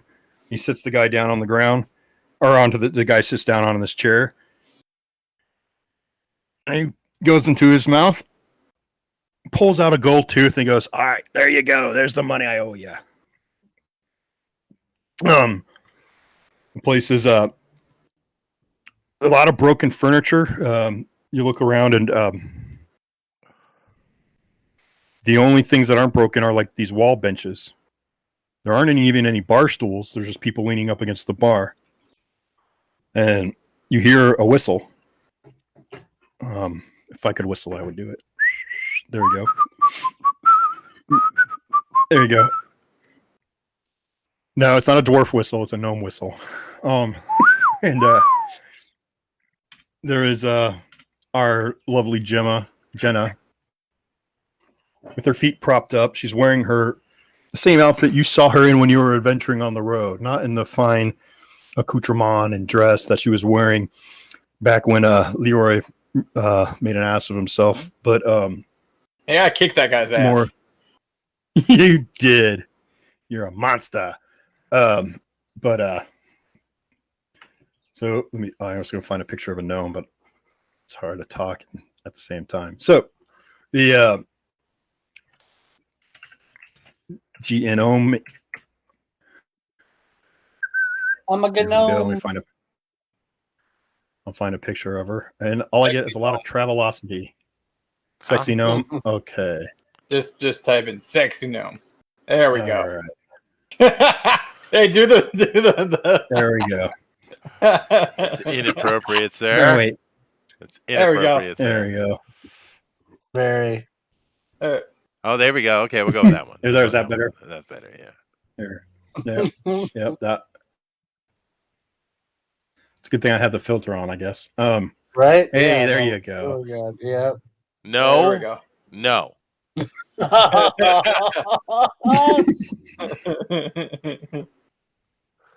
That one. The world is inappropriate. That's all I have to say. Yeah.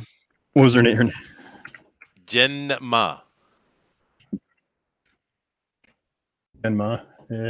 That's. Nope. Why did Not that all- come up? That doesn't even make any sense. Her name is Jenma. Like gnome.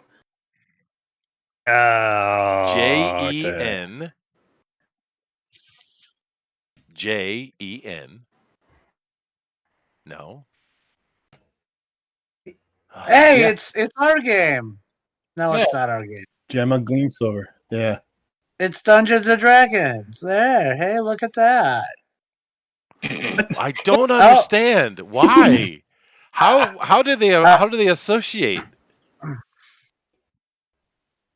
I don't know, Even but I mean, I guess it's not the worst thing to look at. You know, But it doesn't make any sense. That could have been really bad, That could have Yeah. been really bad. That could have gone south quickly. It is J though. It is absolutely J, not G. Okay, I'll do it off screen. No, forget it. I'm done. All right. We're just gonna move on. There we go. There's a better picture. Jeff likes the gnomes. Some sexy gnomes. My face is beat red. I'm all embarrassed. Okay, so You here we should go. I almost looked up porn while we were live streaming. Bad boy. I totally wasn't even. Come on. All right. So she says, "All right, pull up some wood. Sit down and tell me all your darkest secrets." I And she blinks forward. at you. The barrel creaks in. I'm still far enough. Give me a away stealth to roll. where I'm not- Okay. Stealth roll. Let's see how. All right, let's see how this goes. That's a 9 plus. Let's keep checking over here. Stealth plus 3, so that's a 12. So that still beats Nicodemus's passive perception, so he does not notice you. But it doesn't beat Jenna's, so she's like, What's going on with that barrel? interesting. Barrel moving. She takes a throwing dagger out of her belt and starts twirling it in her fingers like a drummer would, a drumstick. And she says, "So, Nikki, what can I do for you? Why did you reach out to me after months of nothing at all? I thought we had something special. I know you may have been upset I left during the Lizardmen, but obviously, I'm not built for warfare. So I hope you don't mind I wasn't there when you decided to storm the castle." Not at all. I just figured you were busy doing your that for your guild. I figure you're busy. Well, I was, and it was actually quite profitable. That's good. That Drowmore, he really liked to gather information. And there were books and books and books in his library that he took from all over the Sword Coast. Oh. It's a very good day. Yeah. But poor guy. Poor guy. Last I heard they had his head on a pike at the Well of Dragons. Ooh. For his failure. Yeah, well, which I'm sure his ghost is going to be happy to when he sees you. Well, we all get what we deserve, I suppose. But the reason I reaching out to you is because the Lord's Alliance are interested in what your organization may be. What kind of involvement do you wish to have when it comes to this problem? The Lords are interested, huh? They are. Are you sure you're not talking about the string-a-dings? Blink, blink, blink.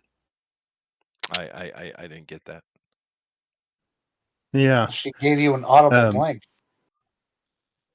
You said, if you didn't hear me, I said, don't you mean the stringy dinks? Blink, blink, blink, blink. And she winks at you. Oh, okay. I act like I understand what she's talking about. Well, she's indicating like a musical instrument that you plink, a harp. Oh, the harper. Oh, okay. All right. Yeah, well, I guess being a part of the Lord's Alliance, they agree. But it makes sense. Basically, they're trying to get themselves into an organized state so that they can efficiently deal with the problem. So, understanding what your organization is going to do makes complete sense to me. Well, they're just using the Lords. They're not really Lords. They're the Harpers. They don't like the Lords either. Oh, of course, but that's not the point. When there is a mutual threat, everyone is friendly. Are they not? Such a hero. Such a hero. Who do you like, Nikki? I like myself. I like you. Mm. I like those who wish to pursue the magical arts and freedom to do so. And the dragons represent a direct threat to such things. So, therefore, they are my enemy by nature, I guess. That if they lose, that would be fine. If they win, if they like you, would be okay too, right? I suppose, but from what I understand of Tiamat, which is limited to be sure, there are no pets. She wants to destroy everything. You think the cult would bring her here just to destroy them? I think the cult of fools. To destroy themselves. Yes, they're fanatics. Don't fanatics often run straight into death? Yeah, most people do. All those who, desire a moral code, a power greater than themselves, all rush headlong into death. The Harpers, the Lords. Which is probably why I have a bit more respect for your organization. You are more logically making decisions based upon what suits and serves you best. And therefore, I don't really care what the answer is. You're going to do what's best for you. I just would like to know what I should report to the Alliance in regard. Give me a persuasion roll. All right. I'm good at those. 23. Well, Nikki, since we do have a bond, and you do know the right words to say, it looks like your former lord has been talking to my lords. Oh. You know who I mean? The one who had to run. I'm sorry, your mic went out there for a second. Oh, insane. She says, the one I mean, the one who had to run. Why am I not catching these references? She grabs you by the ear and draws you closer. Never Ember. Oh, that one, yes. And the results? That I could tell you. Well, he's in negotiations. He's talking to some serious people. Nothing like our leaders, but those who have his ear. So, He's been meeting with. are you telling me that the whole thing with Never Ember was simply a ruse so that he could get in position to communicate with certain underground elements, and the sister herself is just simply a puppet in position? You're so deep. You're so deep. No, you miss the obvious sometimes diving forward to the whale poop at the bottom of the ocean. Oh. Gross. No. Well, do elaborate. This is what it is. Well, where do you think Never Ember? He doesn't want the world to burn. He loves his gold. True. He loves his power. That's why he was ousted from Waterdeep. He probably wouldn't be welcome back in the council unless he had some serious guns to. I see. Good graces. And those guns need to be point out. Well, it wouldn't be good graces, but it'd be leverage. I see. Those, they wouldn't welcome him in on his own, but if he had the backing of the Zentarium, that would be pretty steep. It would be. The only thing is if he's willing to pay enough. We've been approached by the cult. You're right. They are sods. I really don't care for it. Fanatics, bloodletting, stealing. I don't know. What we do like, though, is their horde. Everyone seems to be interested in that. It's got to be pretty magnificent, don't you think? I would think treasures so. Treasures of the Sword Coast. It does come back to that old little grandma tale that says counting one's chickens before they are hatched. Yeah.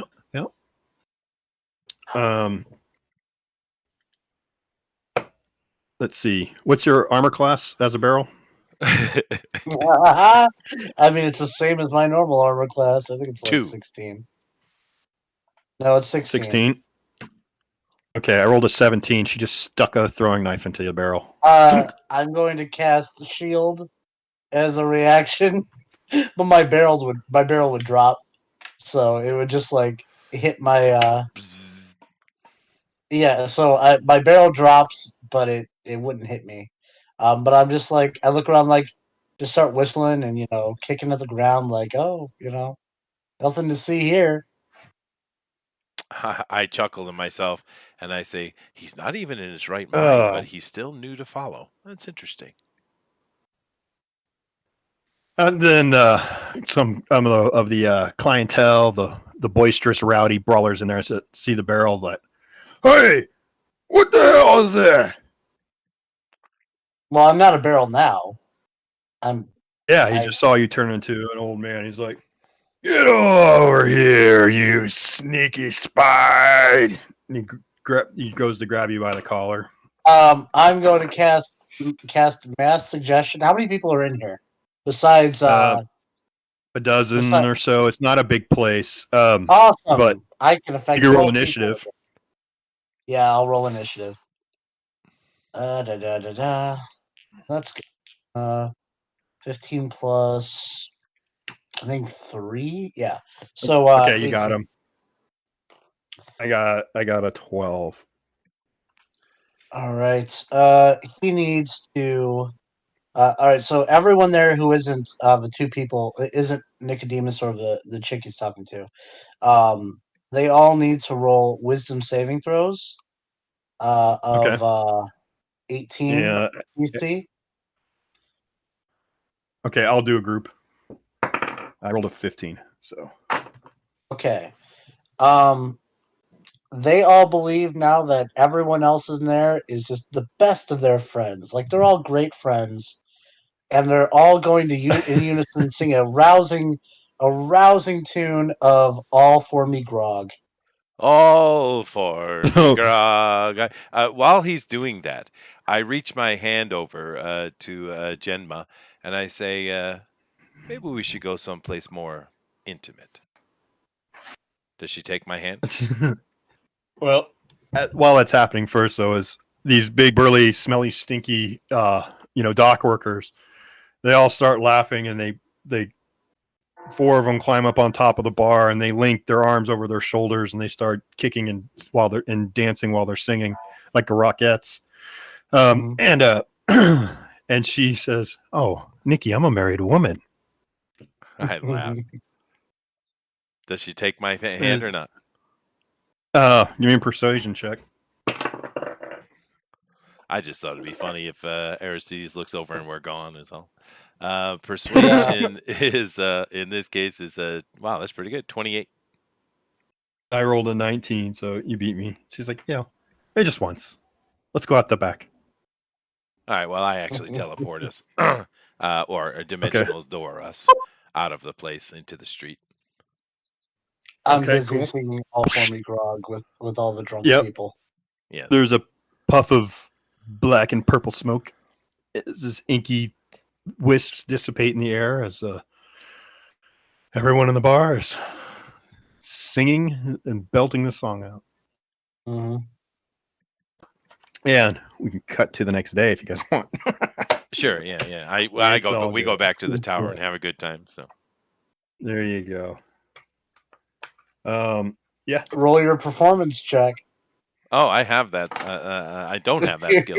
Let me roll it anyway. That's charisma based though, however.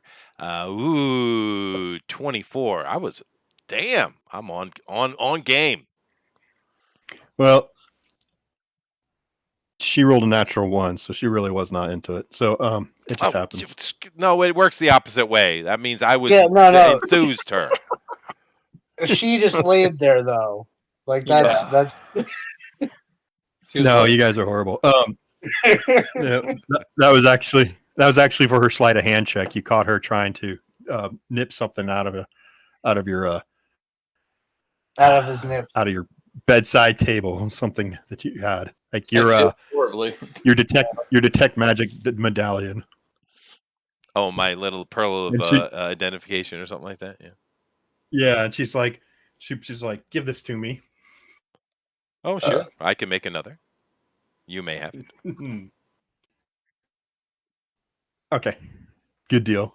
So she tries to cover for getting stuck stealing it. Or getting caught stealing it. All right. So, but in general, we understand that the Zentarium is basically leaning toward assisting the Alliance. Yeah. Okay. Yeah, you get that Never Ember's trying to get back into the council or something. He's trying to do something. Might want to. You're assuming the council. Well, yeah, no, but we might want to go make a visit to Never Ember. We could maybe manipulate him into figuring out where all that gold went. Yeah, though that could be useful, dude. Before reporting it to Haventry. I'll wait until he's loosened, though. Oh, puppy. Hold on a second. Who brought the dog into the bar? We're all trying to sing here. Sorry, give me a second. Roll for me grog, me jolly, jolly grog. All for me beer and tobacco. Tobacco. Yes. Very good. And Leroy is with his at his dying father's bedside. It's so sad. Mm-hmm. Yeah. Probably at this point though, like this late at night, like I've probably fallen asleep next to his bedside. Probably, yeah. I'm gonna wake up with a crook in my neck. I don't know. I actually enjoy these kind of more political based nights. They don't all have to be hack and slashing, you know. No, this has been really fun. Like just if a random bandit tried to attack me, then a wild fireball could get let loose. That's all I'm saying. It could. Yeah, and then you'd be arrested again. Yeah, right. I mean, it wouldn't be the first time. So yeah. All right. Well, yeah. I guess what do? We head back. I don't know. Yeah, no. It's the next day. So we're just waiting for news on when we're going to meet with the Dragon Moot. Leroy, of course, is I need to find a bunch of broccoli to grow. yes, and he's looking for more information and doing his thing. I am working and just organizing my affairs. Go spend some time with the wifey and the kids, of course, which is, I do every time I And come to it's work. time. You get called back to meet with. Actually, what happens is a small silver falcon arrives at your manor one day, and it speaks to you and says, "The Lady Romalia says it's time to ride the dragon," and then it takes off and flies away. Am I sane today? That's a good question. Let's pick a die and roll. Dude, it's just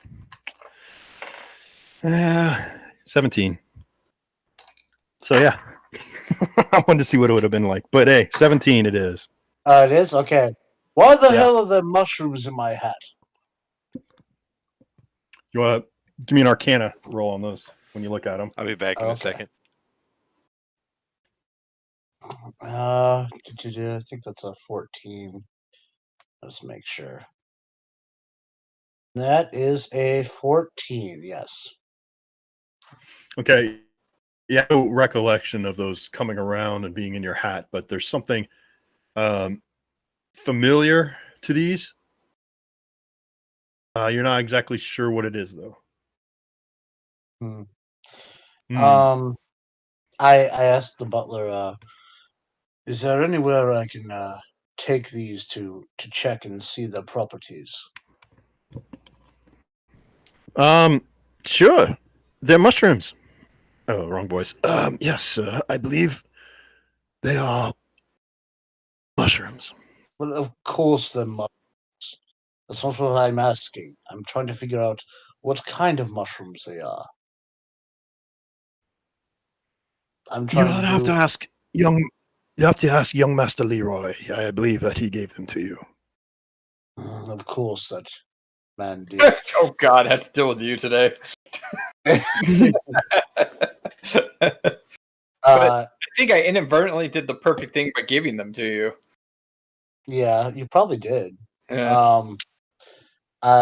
So is he here right now? Or were you at the manor when or were you still by your father? If this is the morning, I just woke up and I'm like, got a crook in my neck because I'm at the thing with my dad. Probably getting up and whatnot. But I'm probably like, depending on what time, like heading towards a the herbalist or something to find stuff to grow broccoli. You know, I probably should go to an herbalist too. Yeah. How about we both head to the herbalist? Like, yeah, we both head there. You go to check out the mushrooms. I go to get broccoli. We run into each other. All right. Yeah, I think that can work. Actually. Yeah. Okay. Well. Yeah. As rare as that would be in a town this size, the kismet of your relationship actually makes it even more likely. So the two of you have bumped into each other at the door of this herbalist / grocer. It's known as Green. It's Farmer Green Jeans Gargantuan Garbanzo Bean Grocery Extravaganza. Write that down. That is a long ass name. Hey, Mr. Green Jeans was awesome on Captain Kangaroo, by the way. Yeah. True.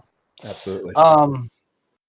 Okay, so I look at him, then I look down at my bag of holding, I look at him again, and then I pull out the mushrooms, and I'm like, why were these in my hat? And I look at him, and I look down, and I look at him, and I say, let's give you one of those kinds of days. I look at him and I said, I gave those to you because they grew out of my father's armpits and what else? And what? Belly button. And belly button. I gave them to you to see what you would do with them. That's not helping the case. That makes absolutely no sense why you would give me some random mushrooms growing off your father. Uh-oh. Maybe it was just a hunch, but maybe you would figure out what kind of mushroom or what what if it does anything or if it's special in any way. I figured you would be the one to find out. Come with me. I go into the herbalist, and I guess I'm going to ask him about the mushrooms that random mushrooms. Well, this herbalist is a long, tall, lanky man with a straw kind of hair tucked underneath a straw hat, and he's got green overalls and a big smile on his face. He's like, "Hello, kids. What can I do for you?" Well, welcome to Green Jeans Grocery Garbanzo Beans Grocery Emporium. Yes, quite. I'm an herbalist. Well, why not? I lay the mushrooms down on the counter. I'm like, tell me what kind of mushrooms these are. Ooh, oh my! Oh, this is an irregular species. Psilocybe? No. I gotta tell you, these things are confounding mystery. But today's your day. He pulls out the big tome and sets it on the table. And he starts flipping through this illustrated guide and points to a page on it. There we go, right here. These are toadstools.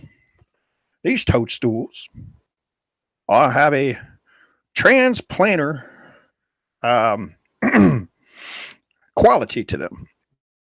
They have been known to be used in circles to create portals to the Feywild. Oh shit! How much do you want for them? I'm not aware. I just want the guy to take over the conversation. They're not for sale. Why? I rolled a 20, so I'm giving it to you. Yeah, I'll give you $1,000 a cat. Wait, nope, sorry. $1,000? Don't talk like that. A cat? You don't have $1,000. What? I'll give you 100 gold a cap. That sounds reasonable. And I look at him and I'm like, we need to get to the Fey realm, though. Why? And I'm like, you missed a lot. I did? No, not you. No, I did. So I say, can I take you aside just for one moment? And I'm like, can I just give us a moment real quick? And I go through and explain to him exactly that my father's cursed, that my mother's a Fey. I need to find her because I'm also cursed and my father's dying, and I need to save him, and I need to get to the Fey realm to find her. And it's either I have to go and make wait until the winter solstice, or we can use those to go there. Or we can simply find someone who can cast a 7th level spell and have them plane shift us. But either way, we have very well. We have the mushrooms, but the only problem is once we get there, how will we get back? I could go see if my father's growing any more mushrooms to get us out, get it back. Oh, okay. Well, yes. Then I suppose if this is our goal, then we won't be selling these today. I say thank you. I owe you. Well, I tell you what, if you guys ever get any more or anything, I'd be more than willing to buy caps off of you. I tell you what, I could sell those caps right now. I know people who love to go to the Feywild. The parties that they have down there in the Feywild are unbelievable. Now, you just let me know if you get any more of them caps now, you see? We gotta keep your father alive. This is imperative now. I found a new business venture idea. Oh no! You're gonna farm my father for caps. Pit farming, Leroy's dead. Belly button. Don't forget the belly button. Okay, we head back. We make sure we let Chester know about. You head back where? I really wish now that you would have ate one in your delusion state and got teleported to the Fey realm. I don't know if that's how it works. I would assume my knowledge of the arcane would or would not. Well, I probably wouldn't know enough about like stuff like this in particular, but yeah, I guess we can head back to the manor unless were Well, I we think on our Actually, I want- portals and planes and that kind of stuff is more my forte. Yeah. yeah. yeah, So probably. we head back to the manor, and I guess as soon as we get there, there's someone walking out while we're coming up, and I'm just like, It's one of Gemma? those Well, days. you're assuming Gemma would have stayed the night, so that's yeah, this who is knows? true. I'm assuming. Did she? Give me a perception check. Me? Yeah, you're the one who want to look. No, it's not. I want to look. I was wondering if we were No, like, he wants we were to walking. look. He wants to look. He does want to look. You're the one who's asking. So Yeah, let's see, you're the one who. we are. That's I mean, true. I'm saying perception, not investigation. If you want to go and check his room and start digging No, around, no, that's a different thing. no. See if you found any souvenirs left over. All right, so that's a Oh. 19. 19. 19. Nope, no sign of her. No Okay, sign cool. of her. All right. So we You walk don't up. have to cover your face. Yeah. We walk up to the thing and do the thing. Now, before we head off Okay. and go to the Dragon Moot, just quickly, you don't have to roleplay it or anything like that. This is a little bit of a bigger deal than some of the other stuff we do. I do report while these guys are running around. I do report to my mother what I'm doing because this is kind of Okay. bigger. But other than that, I'm ready to go. Who's your mom? She just wants to just emphasize that dragons are proud. They do, but they can be bought. Yes. In her experience, even the most noble. Thank you Well, for I your do advice, think- mother. You know, I do think too. We're talking about the hordes of. I would assume all these other random dragons that are attacking. Yeah, they probably have their own hordes, and they're probably not giving all of that to Tiamat. They're probably keeping something for themselves. They're still dragons. Pure speculation. Pure speculation. Yeah, there's got to be. There's something in it. Useful speculation, and it might be a good selling point against like to convince the other dragons, the good dragons, the metallic dragons, that they probably won't have if these dragons are dead, a lot of them probably still have hordes laying around in other places. And if we can find those hordes, well, maybe that can be transferred over to the dragons as a payment method. Fair enough. That's a good point. All right. Well, does Silver Bird go to take us somewhere? We're going to ride a dragon, or they are. Mhm. Well, what are you Leroy's dad? What's going on there? Oh, yeah. I was gonna. So we get to your casa, mi casa, su casa. Then I ask Jester's character that I can't remember his name because I can't ever. Nicodemus. I'm never gonna remember. All right. It's just think secret name. Call him Nick. Oh yeah, Nick. Okay, so I asked Nick. I explained that we went to the herbalist and what kind of toadstool these are, and they have magical properties towards portals. Mhm. I asked him like what he can do with these, if he can get us to the Fey realm or whatnot, or what if he knows anybody that can help. I can absolutely get us to the Feywild quite easily. That's not the problem, Leroy. What's the problem? Getting back. Yeah, but if there's these toadstool things are portals. Oh wait! Oh, it's so obvious. We get someone to send us there, and if we have enough of the toadstool, then we can use them to get back. But we couldn't take multiple trips. But We only need one. Well, if we could, I'm not sure how Bill would run that because I've never heard of such a potion. There are certainly scrolls that would allow us to come back. The problem is that that's true. out of game, GOP's character and mine, we're not high enough level to use the scroll. yet. We're Good close, point. but we're not. So unless Bill wants to create some potion which I don't even know how that would work, that would be able to bring us back to the prime material, we would have to find some more constant gate. And seeing as I know right well, Nicodemus says this, there are constant gates. We just have to locate one, meaning a gate we can go through and come back in. They do exist. Yeah, Yeah, I would open assume. gates. Yeah. So we would just have to locate one of those. I don't know offhand. The Feywild is not one of my expertise in particular, but we do have access to the right people to find such a thing. Might cost us a bit of money though. Is there any way I can do any sort of check to see if I had any knowledge on this sort of thing? Bill. I think we. Well, can you hear me? Yeah. Yeah, Yeah. I hear you. Okay. Yeah, you can give me an Arcana check. Yeah, if I kind of am, if I've ever heard anything in the past, maybe or Well, that's true. anything You're like that much about it. older, right? Yeah, I'm Yeah. I'm a very old dude, so oh, that's horrible.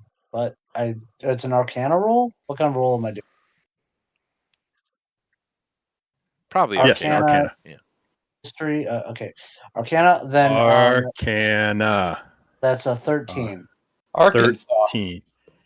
I'm so 13. happy I have a 10 in that. Okay. Yeah. Huh. Well, with that roll, there are constant portals. There are places where the membrane or planes are so close together that a circle of stones or a circle of toadstools in the right location create a temporary portal. Where So that you is. need to replace them. So you would need to know something somewhere, even maybe in Waterdeep or just outside the area or anywhere else in the realms. You'd need more information to find someplace that's thin. This is not your regular stomping grounds. Back home, you would know where to go. Yeah. I would assume, for instance, Silver Moon has a direct connection. Yeah, I mean, there's our places on. But the fact though that these are coming out of his father is really kind of something where it's like maybe you could get more information if you saw them, it's on him and see maybe you can get some fresh ones and look at them or something. Investigate. Yeah. Well, let's do the moot today, and next week we'll pick up and do the saga of Leroy Jenkins. Yeah. Moot. Mm-hmm. Yeah, we just got to talk with the dragons, and they're going to give us our next direction, really. So. The point is moot. So cool. Well, I think yeah. I think that is fine. So you guys go to Romalia's place, and there, let's see, you have your friend, the what's her name? Ely. Her name? Ely. Yeah. I'll pull a picture of her. Ely. Well, she's cute. And yeah, she looks like that chick from Friends. That foolishly divorced Brad Pitt. It probably is Jennifer her. Aniston? Yeah. Yeah. It could be based off of her nose. She looks kind of like one of those Jenna gnomes from earlier too. So Jenna's not pretty, actually. Jenna's. I'm taking one for the team in that regard. Yeah. No, I was talking about the web search, but yeah. But with more clothing. So the yeah. Okay. So you get to Haventree's. Elia's there. And she looks at you and says, well, Romalia has told me that you are all been well briefed on who the players are at this council of dragons. She errantly called it the moot. Do not refer to it as a moot. Refer to it as a council when you are there. Okay. Make sure you are on your best behavior. Moot. If you offend them, we will have a harder time. respect and propriety is very important to these leaders of each metallic race that we are seeing. you understand? I do. Of course. Romalia's manservant comes out, her butler, with a huge carpet over his shoulder. He lays it down on the ground and unfurls it, and it is embroidered with these beautiful like designs of that would be reminiscent of Kalmashan, of the land of the sands. And she says, "Well, who's riding with me?" She stands on her carpet and says a magic word, and it lifts off the ground about 6 inches. I raise my hand. Well, Chester can fly. And then I can also fly. It's quite a distance, Nicodemus. And then Elia says, "Who's going to ride with me?" And right before your eyes, she transforms into a silver dragon. Oh, crap. Well, I mean, I guess I'll go with her. Ooh. And then you can ride the magic carpet. Oh. Oh, You poor volunteered. Leroy. He doesn't get I any thought joy. you got the magic carpet as well. Huh? And when she says, "When we're at the council, please refer to me by my full name, Otariela Carnos." I get to drive by myself. I don't need any of you. All right. Who's riding the dragon? I guess the old man. I'm riding the magic carpet. And Chester, you're just gonna fly? Yeah. Or were you gonna actually ride on some? Okay. Well, I mean, I very rarely touch the ground anyway. Okay. All right. And Romalia says again, "We're going pretty far. You may want to get a ride." Well, I don't understand why it would matter. I'm always flying, dude. Okay. It's not like you're casting a fly spell where you have Goku, come on. Yeah. I mean, if He's we got are some nimble. sprinting for a long period of time, sure, I get it. But I'm not. I'm just traveling along at normal speed, right? Okay. No, they're fast. So they take off. Oops, wrong map. Let me pull up the map. Just get We're on the going. I guess get on the carpet, yeah. She says, Romalia says, "Nicodemus, get on the carpet. We're going to the Nether Mountains." Oh, very well. Yeah, here's Waterdeep down here. Nether Mountains is up here. During that trip, me and Nicodemus just have this really awkward conversation about Jenna. Oh, sure. Yeah. The whole thing, like, just is like, that awkward sort of like, yeah, so how's she doing? Well, So you'll take up into the sky, and you get up as high as like it was when you're getting on an airplane. So this is really a lot higher than Nicodemus you would fly. And at the speed you're going, the wind is whipping by, but the magic aura of the carpet keeps you from being frozen. It keeps the wind out of your eyes and allows you to breathe at this altitude. Yeah, the ground looks like, like I said, I mean, it's tiny, but it's beautiful at the same time. The bright greens of the high forests, even the pale lands of in between in the desert and valley. But as you get to the Nether Mountains,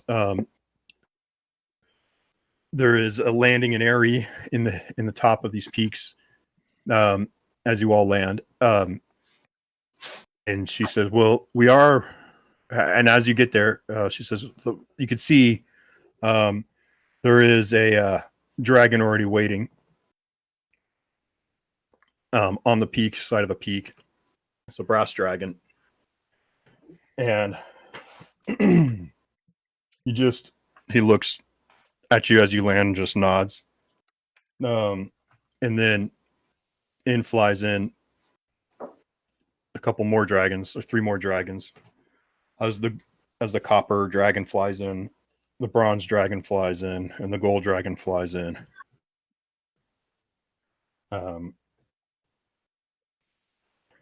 Protanther begins and says, "I welcome you all to this Council of Dragons. As we have been many centuries since we have all met, old grievances must be put aside, and we shall begin directly to the point at hand. We have all heard the sound of the Drackhorn, which is in this picture, but it's not in there. And as this is called throughout the North, we've all watched as a fleet of chromatics have taken wing and ravaged the countryside. We've seen them all as they have taken the well of dragons and perversed it to their own means. We have heard that through our agents that they mean only one thing, and that is the rising of the evil, the Queen of Death, Tiamat. We have been gracious to allow the humans to come and be part, for Atari Leancarnos believes they hold some importance that remains to be seen. So as I will tell you now, I suggest that we all fly immediately with our brethren and attack the Well of Dragons. We are powerful, we are more noble, we have Bahamut upon our side. We will slay and destroy them and rend them to pieces.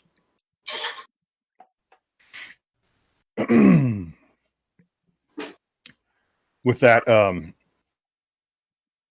the brass dragon speaks up. I think you are too quick to make your decision, Prothanther. Forgive my imprudence, but I wish to hear from everyone first.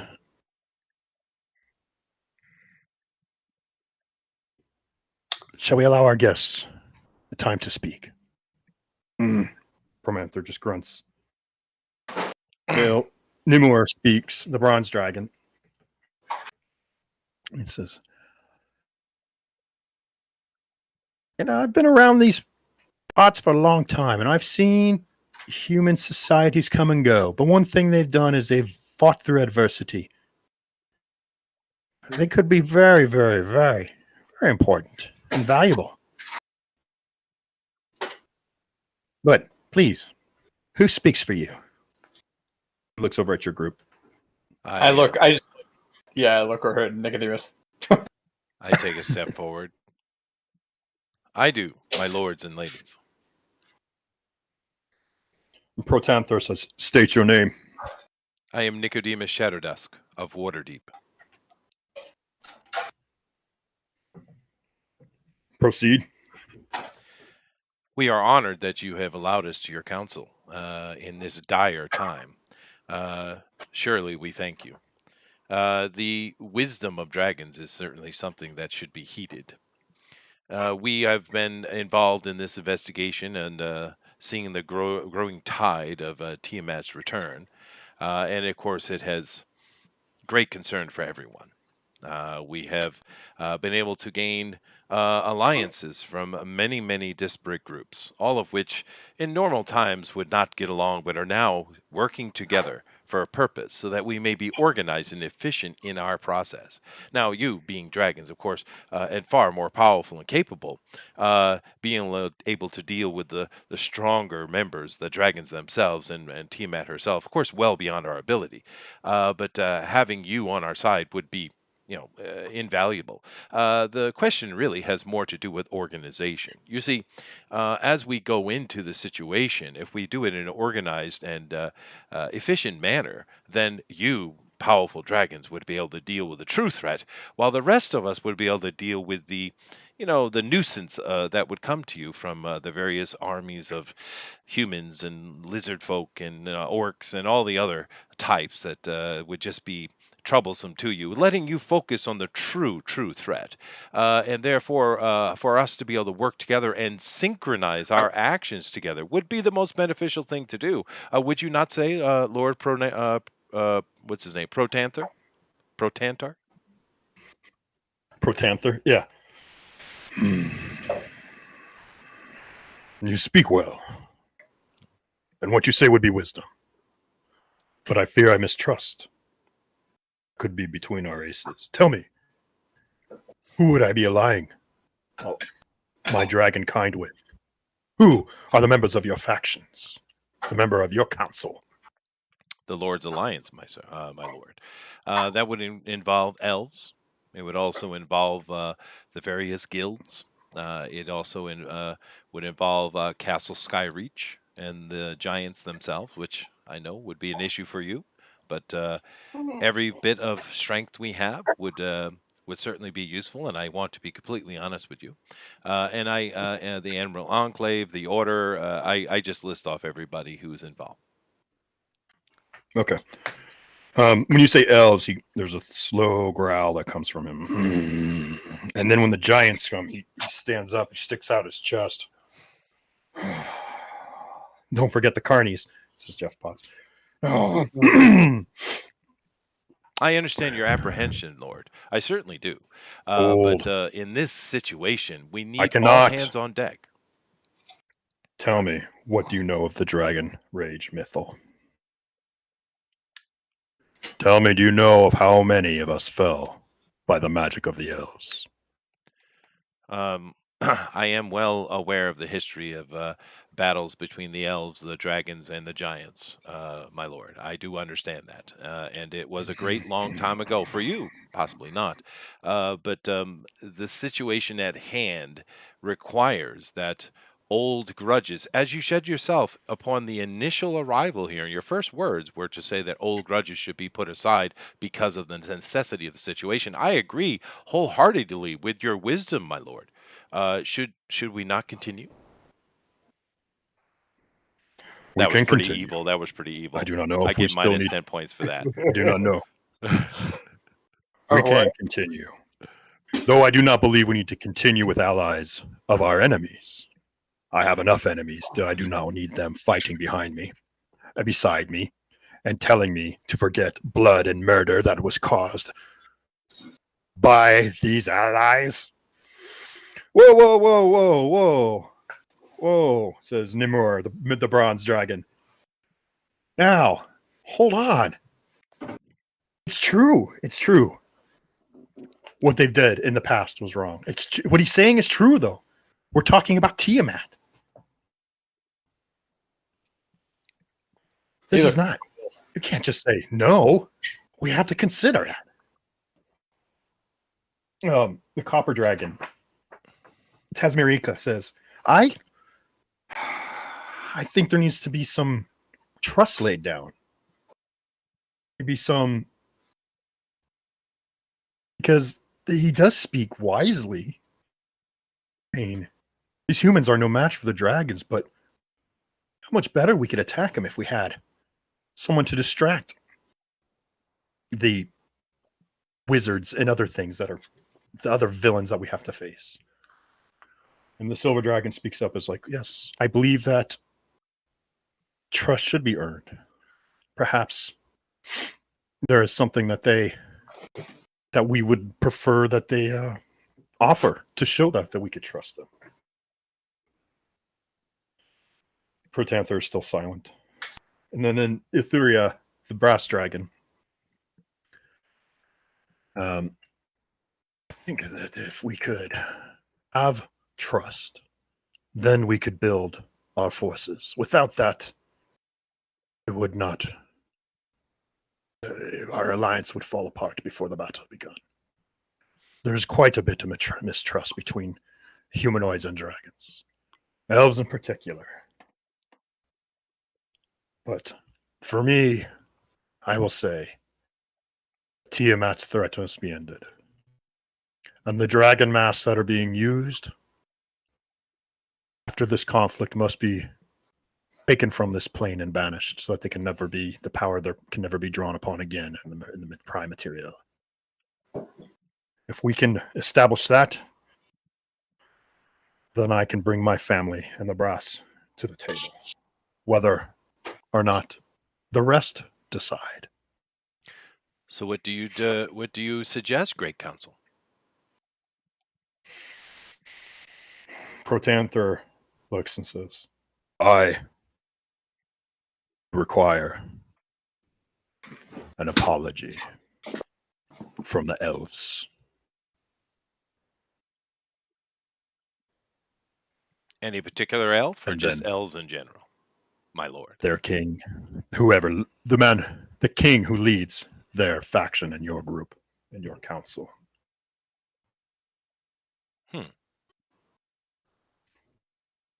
Anything else? Well, Ely, she looks at you and she says, "My friend, there is one concession that I must ask for. During the dragon moots of the old dwarven kind, my cousin was slain, and her skin was turned into an armor for. I want Braun Anvil to return that, so that I can lay my cousin's body to rest."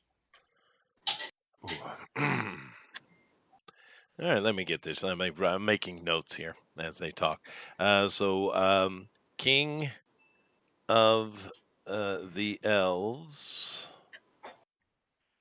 Apology. I look up. Okay, I nod. Yes. Okay. Right? Yeah. Okay. And what was his name again, my lady? Protanther?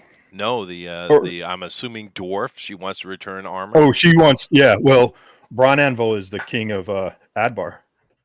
Oh well, I actually have a teleport circle there. Braun Anvil. He's the dwarf that's just been in the council. And, To return she's restrained. Armor of dead relative. Dang. Nimur, the male bronze dragon, says, "As long as you guys are cool, I'm cool. I'm cool. I'm with this. Let's do it." The bronze one's cool. Let's see here. The bronze one's cool. Yeah, he cool. And then Tazmakila looks at you, Leroy. Wait, what? And Which she one? says, "You." No, which dragon? And she's like, "This one, the copper The copper. dragon." Tazmakila. She says, "Long ago, my hoard was raided. And during that time, something very special for me was stolen. And as the fates have it, it has brought it here today to me. Your shield, Sir Leroy. Oh, It's mine. Oh, okay. I need that. I need that back." I walk over to her and I take the shield and I lay it at her feet and say, "It is yours." She There says, goes my armor class. "See, Yep. Protanther, they are quite agreeable. They are. The potential that they have for good is incredible." And Protanther says, "As is their potential to consume humans, elves.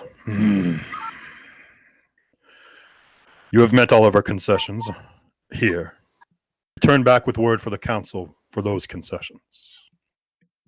Certainly. And with that, your purpose here is complete. It is. Thank you again for meeting with us. I give a bow, and yeah, probably. I figured probably best that I not speak, considering You're the elf. Yeah. Yeah. Yeah. So with that, Ila looks to Leroy and she says, "Paladin, hop on." Oh And yeah. Remy, I'm like, okay, yes. I bow. I hop on. I'll get on and the Remy starts her carpet, and you guys fly off. Yeah, I just And teleport that's home. where okay, Floop. And that's where we'll end this evening's show. Not the Super Combat episode, but it was a fun episode, man. It was. Cool I episode. enjoyed Very it. scary, Yeah. cool episode. I shoot a fireball off at some random seagulls again, just to For goodness sake. celebrate a great meeting. Yes. I know I could have negotiated more, but Birds. it's not. The dragons didn't do. They weren't too harsh, but Well, there's it two was. things that are impossible that'll never happen. So it's kind of like, oh well, the dragons will do what they do. So. Oh, you doubt Well, yourself, you silver-tongued devil! You come on. Come on. I The think we king of might the be able elves to apologize to a dragon? Are you freaking kidding me? And Braun Anvil, a dwarf, to give up a prize? Ain't happening, dude. We will steal the armor Now and then Well, we now it's snap the king. horrible. it's time for now. It's time for the hard negotiations, I guess. Huh? Mhm. Fine. He's so irritated. Stupid dragons. Well, keep in I'd mind love my to. character is a dragon slayer, right? Yeah. Well, it's a good thing your silver dragon didn't mention that.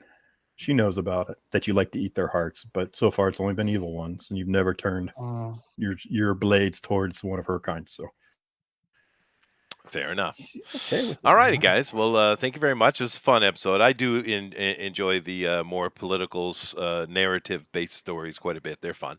The hack/fun stuff is good too, but a good balance. So I enjoy these kind of sessions. Thank you very much for it. We'll come back next week, and we will kind of wrap up as far as what we need to do for the dragons, and we'll also kind of get into Leroy's issue. So kind of try to create a one-shot for that, Bill, if you could. Oh, I got it, man. I wrote out 4 plots for tonight. Oh, and, sweet. There you go. That should be Yeah, fun. That and should we be a worked on fun little 2. sideline, yeah. All right, and of course, tomorrow we're off. We will be back on Thursday at 10 p.m. Eastern Standard Time, where we will be drawing something. I don't know. What's the theme on Thursday, Zach? They want to do this thing called Disco Elysium, Oh, which is a yeah. game, Yeah. but I've never played it before. It's a pretty good game, actually. It's very clever and well designed. It's very Russian. Think of Neon Russian. Okay. There you go. Yeah, no, that should be fun. Check us out for that. And other than that, well, have a good day, everybody. Bye now. Adios. Fairly well.